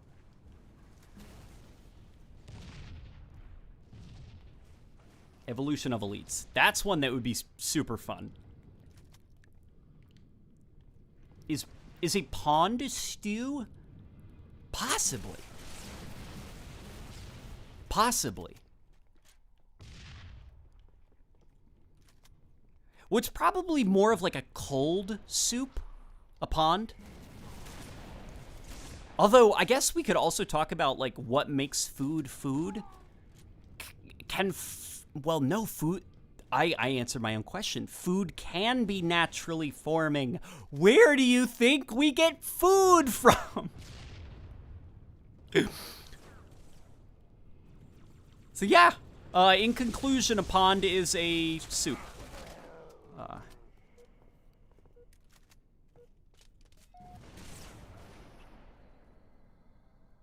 The evolution of death screams. What game is your favorite animations? Ooh. That's a hard one because I don't think I've ever been 100% happy with any game's animations. Reach might be the game with my favorite animations. Except for the sniper. I actually prefer the Halo 3 sniper reload over the Reach one.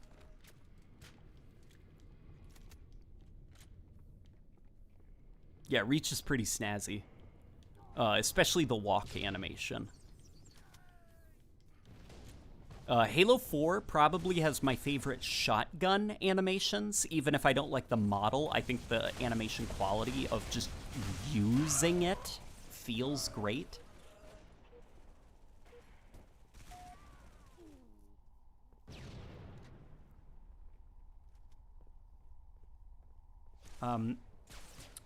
Somebody says I unsubbed, and I don't blame you. I'd unsub too.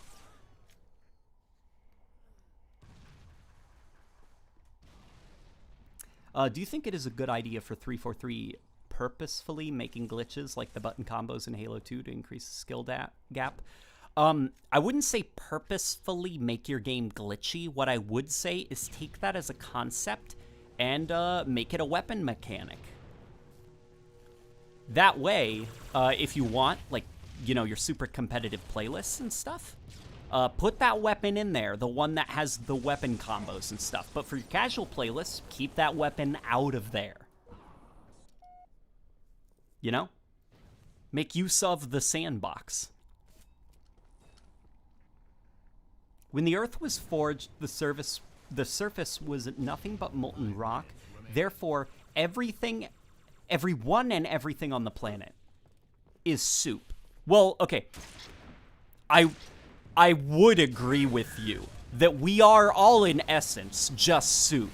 But couldn't you make the argument that we're not? Just simply because we're now solid. Like, at what point does a soup stop being a soup and become a solid?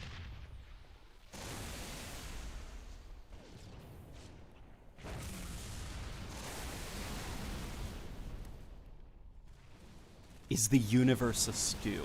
Quite possibly. Though the universe isn't like liquid, right? It's more like mostly nothing. Although, I don't know. There's probably somebody out there that's like, actually matter makes up 99% of the known universe. The 1% is the vast distances in between. Like, it's so annoying whenever I read things on Wikipedia. Like, did you know that dark matter takes up 95% of the known universe? It's like, that's a lot for a thing I can't see. I just noticed that reality seems to operate on those rules. Like, yeah, all the cool stuff makes up most of known existence. You just can't see it. Somebody said primordial soup. That is true. We all crawled from the primordial soup. Think about it. Please get out of the soup aisle. We are but croutons on an expired soup, says the loose groose. That is... I'm going to write that down. We are but expired croutons on an expired soup. That is a quote.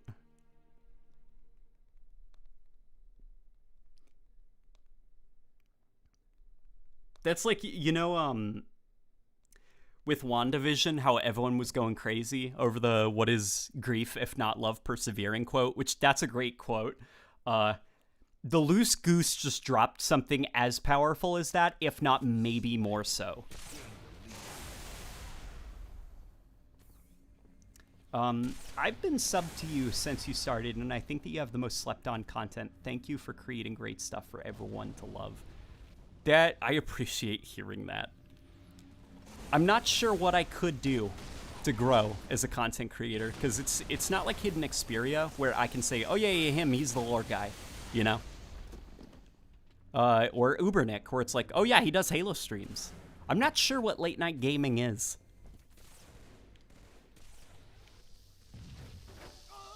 In that vein, do you think there's any possible way to incentivize high-skill players to not treat casual playlists as free kill festivals? I think the way you could do that is by I do think skill-based matchmaking, even in casual playlists, should be a thing. Controversially so. Not so that you're put up against sweaty players, but to protect players who are not too sweaty. I think MCC's skill-based matchmaking is pretty good.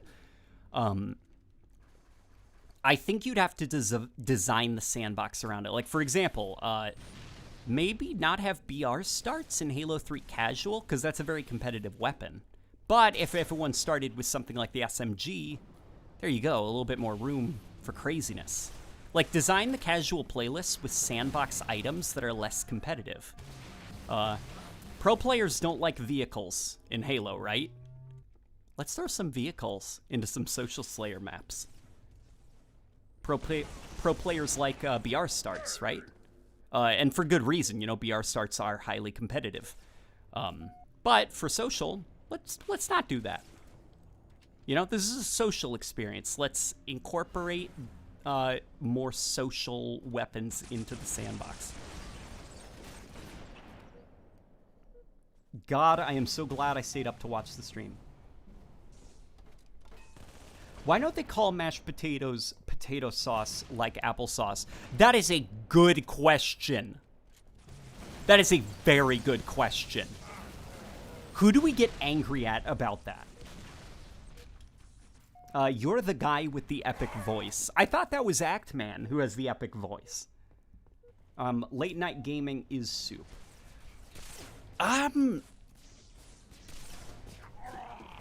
I'm probably more of like a potato, right? Like, I'm more of a vegetable. Oh no. I saw him pull out the sword. Late Night Gaming. Oh yeah, he's the soup guy. Fallout says, I'm so confused. I joined for Halo and now I'm soup. Yeah. Why is Late Night Gaming called Late Night Gaming if none of the videos take place at night? So, you probably noticed if the long, passionate rant about soup and food showed off. I'm a pretty theatrical guy. Like if this YouTube channel did not take off, I'd probably want to do something with film. Just because I like stories, or I guess forming stories. Like, I just like theatrical things. So there was a visual in my mind when I made the channel name, and it's kind of like a memory that I'm always pursuing, you know? It's always a thing that I'm trying to replicate, and it never works. One day, I think I will be able to replicate this feeling. But when I was a kid, there's this one night where I snuck downstairs. It was summer, so it was spring... It was summer, so it was spring break. No, it was summer, so it was summer break. We were off from school. And we had a GameCube and a CRT TV. And so I had to be... How old was I? Okay, so I'm 24 currently. So I don't know how old I was. But I snuck downstairs, and my parents were asleep. There was the sound of crickets outside. And it was just like, you know, night is really special when you're a kid, because it's like this hidden thing, you know? Your parents are like, all right, it's time for bed, and they're watching adult things, like, you know, insert movie here. It's more cool, because nighttime is when the adults come out, and they're watching their TV or their movies or something, or they're having parties or something. And you're a kid, and you have to go to bed, because school's in the morning, or you're going to wake up and play with your toys. Well, I snuck downstairs, and I turned on the TV, and I had it muted. And so all that filled the room was just the hum of the CRT TV, and just kind of the soft, static glow. And I laid down, or not laid down, but, you know, like sat cross-legged on the ground with the controller. I had my PJs on, didn't have any socks on, so just the feel of the carpet under my toes. And just that feeling of being bathed in the CRT glow, the soft hum, and hearing the crickets outside, you know, late night gaming. That's where the name came from. And that is a feeling that I have been trying to pursue to this day, is recapturing that just that sense of coziness. One day I'll get it. There will be a night where I'll be like, this is it. This is that feeling.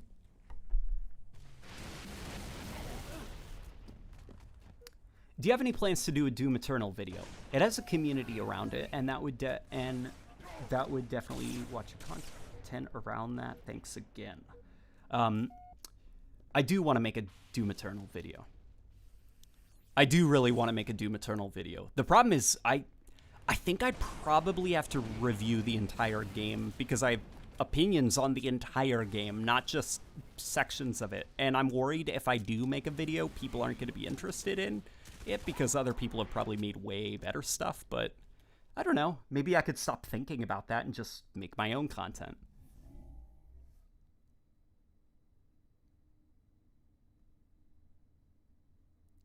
Keep your head down. There's soup in here now, remember? But yeah, that's where Late Night Gaming came from.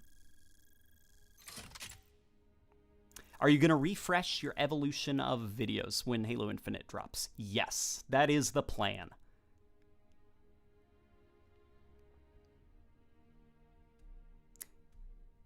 Yeah, but hopefully that was an interesting story for you guys.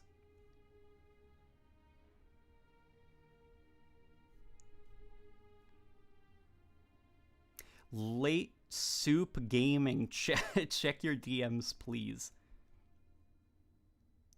You mind telling me what you're doing, sir? Finishing the soup. Your opinions are interesting. You missed a few donations from Jar Jar. Oh boy. Okay, we're gonna correct that. Jar Jar, where are you, friend?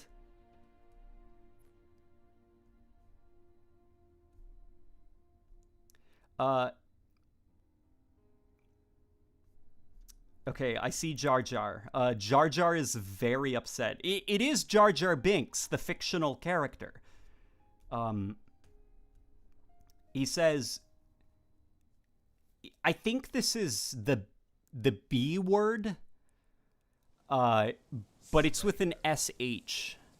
Says, Yusa skipped Misa super chat. Would Jar Jar Binks say super chat? Or would he, like, because remember he says excuse me instead of excuse me? What was his other comment? And I will read it out. There he is, fictional character Jar Jar Binks in the chat. Hi from Germany. Oh, man. We've got people from all over the world. Turns out the planet Earth is a large place. I forgot, what did we arrive at? Is the planet Earth a kind of soup? Is that what we arrived at? Planet Earth is probably more of a salad, if I'm being honest. Because it is covered in a lot of vegetables, and it's not like a liquid. I mean, it's got some liquid, but to be fair, salad is also just a little bit wet. So I guess one could argue that the Earth is technically a kind of salad, probably.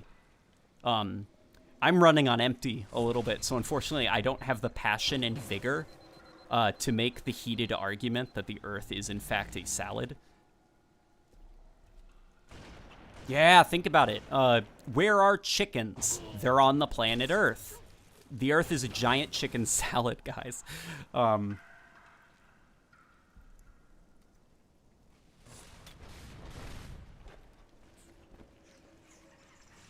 Let me scroll up and see if I can find. Jar Jar Binks is currently claiming he's a Sith Lord.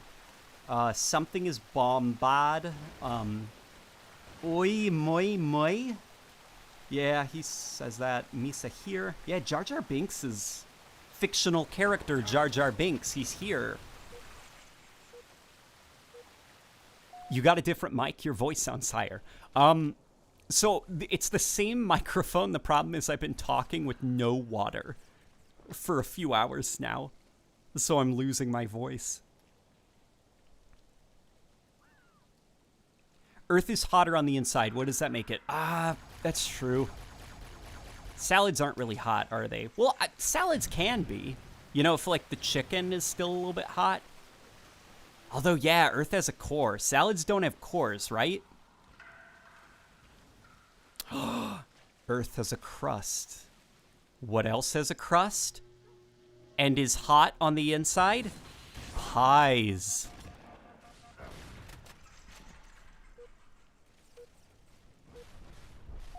What if we had hair that we could grow out of our teeth? Okay, listen.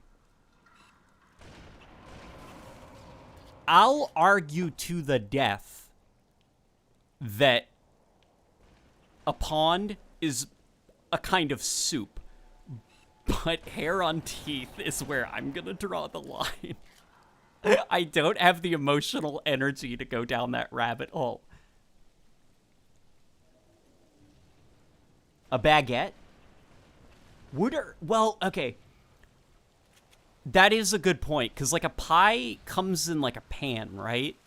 Earth is not in a pan, as far as I know. So I guess Earth isn't a pie. What would it be? It might be a baguette. For all we know, the Earth could be just a giant baguette.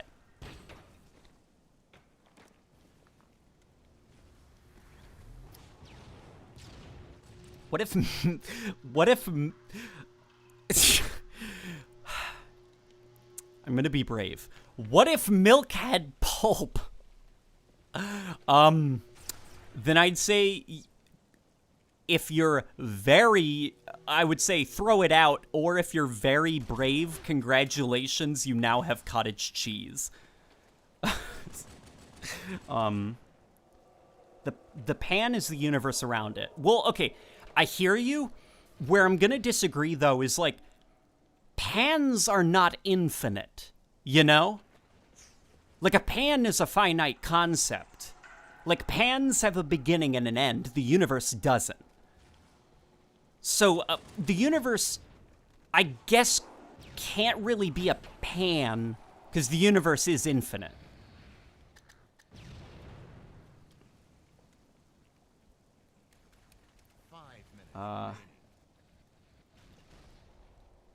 Somebody says we are living in a simulation. No. That's stupid. That's not realistic. Now, anyway, about the Earth being a baguette.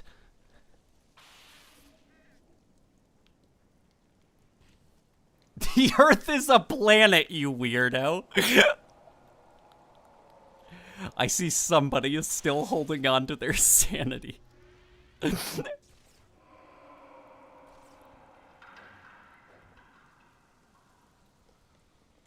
What would carbonated coffee taste like? Is it black coffee carbonated? Or like sweetened coffee carbonated? Because I'm visualizing it right now. Visualizing, that doesn't seem like the right word. But it's the only one I can think of right now. I'm visualizing cold coffee, like maybe you put it in a fridge overnight, and then you carbonate it in the morning. And it's sweetened. That could taste really good.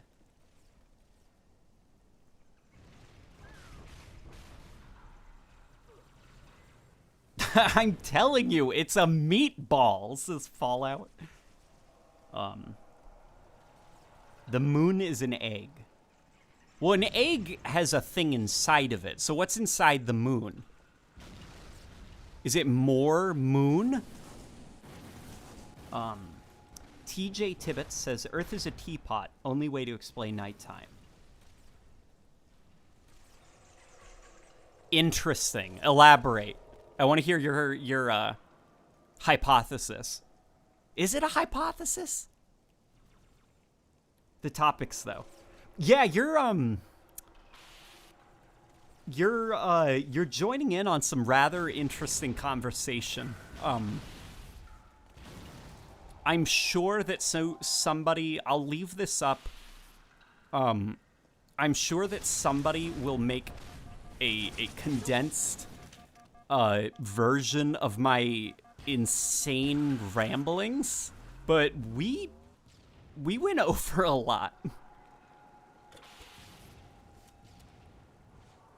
The moon is made of cheese. No, that's ridiculous. That's preposterous, even. The moon is more of a salt. If you were to grind the moon up, you could sprinkle it on your pasta. There is no moon. Yeah, see, that is interesting. I can get behind that. Maybe there just is not a moon. Somebody said that the universe is a dumpling. Could you elaborate on that? The moon is a cheese. Wallace confirmed. Okay, all right. If Wallace and Gromit confirm that the moon is a form of cheese or curded milk, then I guess I can't really argue, can I?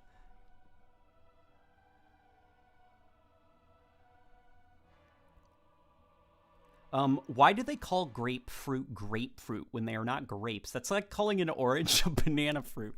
It's all like, it's also suggesting that a grape is not a kind of fruit, you know? It's like, imagine if we took green apples and called them apple fruits. Like, yeah. Yeah, a grape is a fruit, right? Like, that's where my problems with the name grapefruit start. It's that the word grape is not specific enough. We have to attach what a grape is to the name. Like, thank you. I'm not an idiot. I know what a grape is. Now, let's talk about the moon being made out of cheese. Anakin Skywalker is Darth Vader, says Jar Jar. No, I don't buy that. That's ridiculous. Anakin Skywalker, Jedi Knight, mild-mannered Jedi Knight, and friend with Naboo Senator, Queen Amidala. No, she's not a queen anymore. Senator Amidala, just good friends, and nothing more.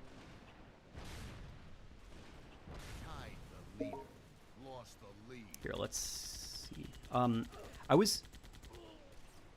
I was in that Halo 2 match. I was one of the 2 people on my team that stayed. They really need to deal with the quitters. Yeah, quitting is like a weird...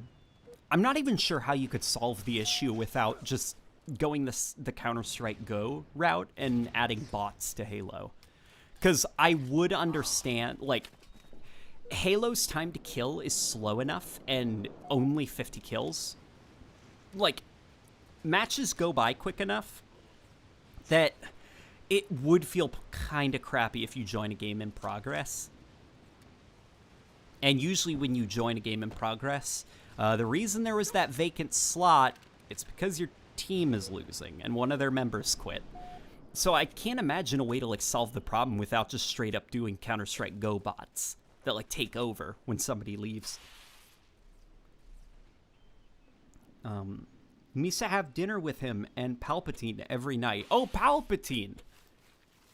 He seems like a really nice guy. Chancellor Palpatine. I'm sure that once General Grievous is apprehended, he will relinquish all of his power and things will go back to normal.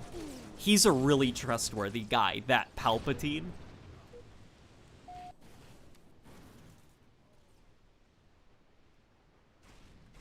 CSGO removed bots in competitive modes, though.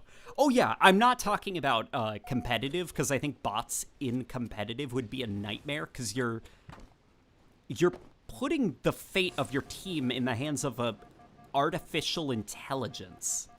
And even that's kind of doing AI, that's bumping them up way too much, you know?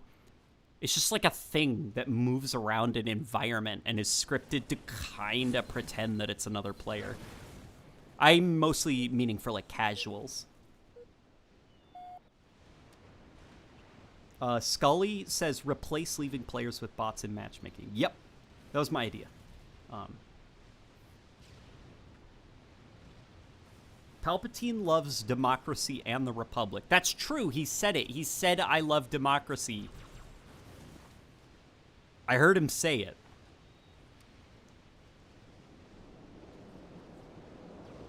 Are you going to do a Halo 4 reshade? That is the plan. So there's apparently a mod for Halo 4 that turns off a lot of the bloom effects, which is good. I actually like the bloom in Halo 4. I think it looks kind of pretty. It is overdone, though. But some of that actually is, unfortunately, a problem with the MCC. Not so much Halo 4 as a base, but by turning off bloom, we'll have a bigger palette to paint on with reshade.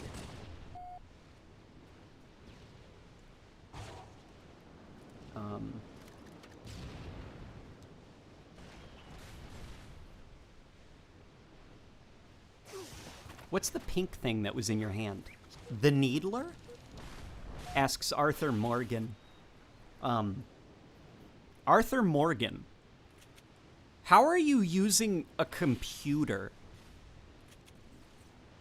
Shouldn't that be, like... Shouldn't that be completely foreign as a concept to you?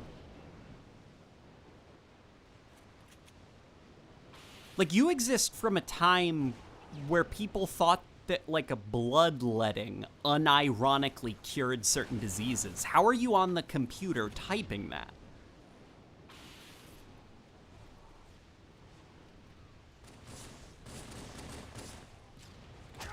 I couldn't say earlier, but your Grievous impression was good and you should give yourself more credit. I'm glad that you thought it was good. Maybe I judged myself too harshly. Ravioli is just boiled Hot Pockets. True. Very true.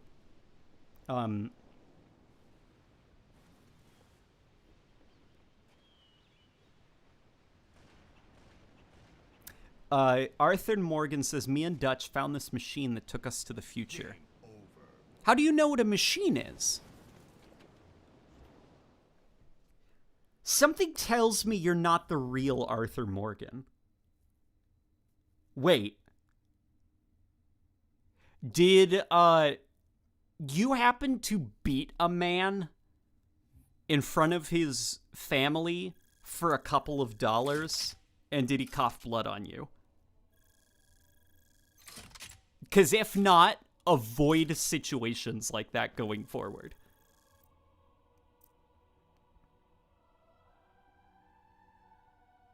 What is your favorite UNSC weapon that you would like to see in real life? Definitely, without a doubt, without skipping a beat, the assault rifle. The assault rifle is cool. Machines existed, dude. Yes, I know. I'm not saying machines did not exist, because, like, a machine is just a complex combination of systems and mechanisms. Like, you could make the argument that, like, a horse-drawn carriage is probably a kind of machine, but, you know, or a pump that you use to draw water. But were they called machines? Was that the language used? I'm thinking about it more from, like, era-specific dialect, because I know that that's, like, a problem that a lot of video games have, where people will talk more or less like modern-day people in video games. Like, it drives me crazy with the Assassin's Creed series that everybody talks, like, modern lingo.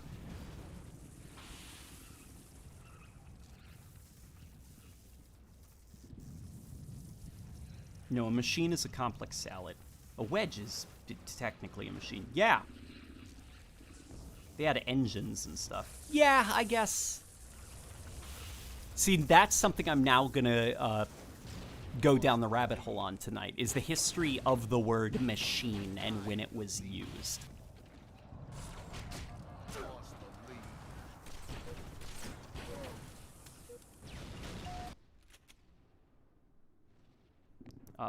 Let me see.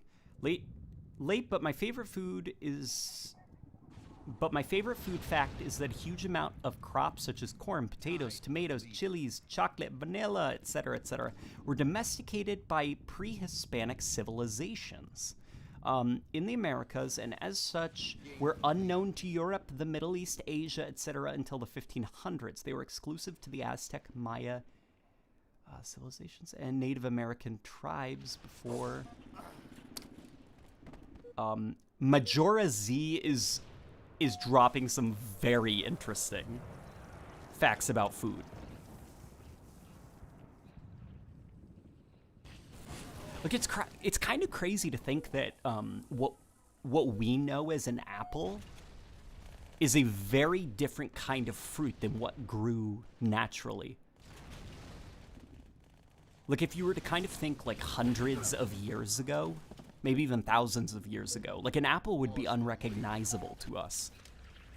Like, modern apples, we've grown to look like that. You know? So, Let me read this one.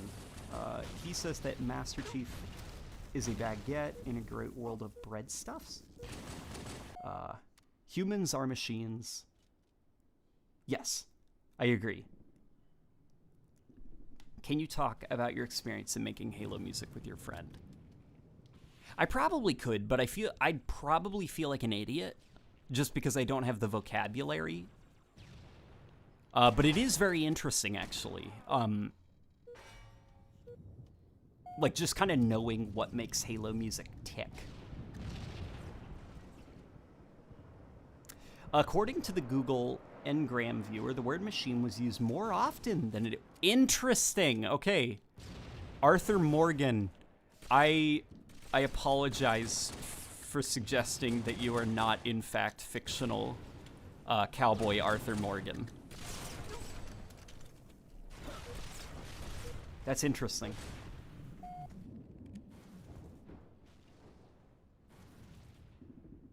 Oh yeah, the wackiest thing to think about is that the Italians didn't have tomatoes until the Americas were discovered by Europeans. Yeah. Yeah, there's just like a... Man...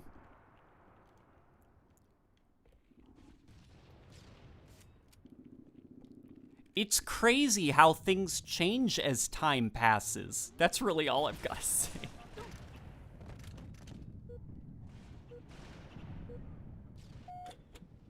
Humans are not machines. Humans are biological organisms. Says Jar Jar Binks.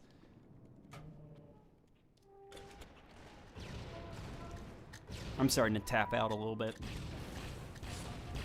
Late Night Gaming is Halo follower, says Jar Jar. That is a bold accusation. What evidence do you have to support your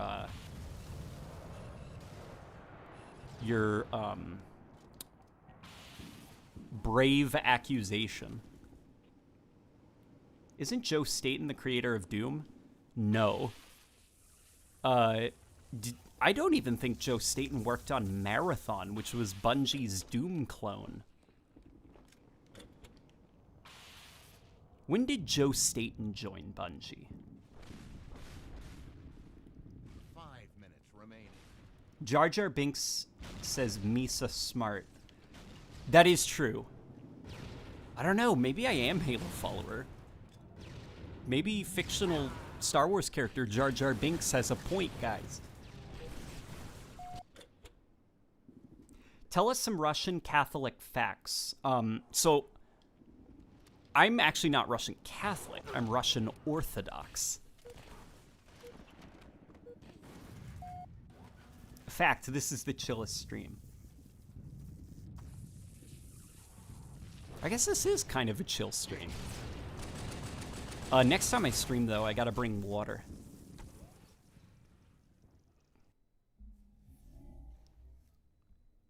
He's neither denied or confirmed the accusation. My man, Late Night Gaming is the Bob Ross of Halo content. Oh, that is a mighty, mighty good compliment, sir. But I am nowhere near the status of Bob Ross. That man existed on another level. Yeah, I am. Oh boy, I'm tapping out. Oh God. Ouch, my back, my throat. Will there ever be a history of the SMG? Yes. That's one I want to do. Joe Staten made Doom. I'm Orthodox too, says somebody. Go get water, which is wet. Yeah, that's what I'm going to do. I'm also going to give myself a break, I think. I think I'm going to call it for tonight, guys. That was a lot of fun. Ironically, it is now late at night. But Late Night Gaming, do you not possess domesticated oceans? I do, actually. My domesticated ocean is downstairs, and I'm going to go drink deep from it. But that was a lot of fun, guys. Jordan Reed says, you have 50 thingies. Yes, if you want to know how I've been saving up those 50 thingies and not spending on them, here's the way I'm doing it. In my mind, whatever we're going to get, in a couple seasons is going to be cooler than what's in the current season. So instead of spending things on the current season, I'm just going to save them up for the next season.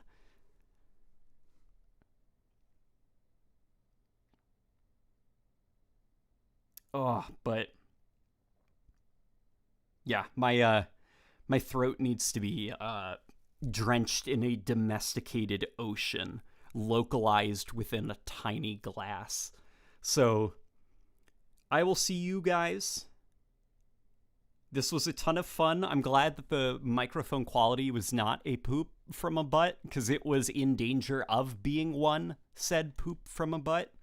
But yeah, I will see you guys later. Goodbye, everybody.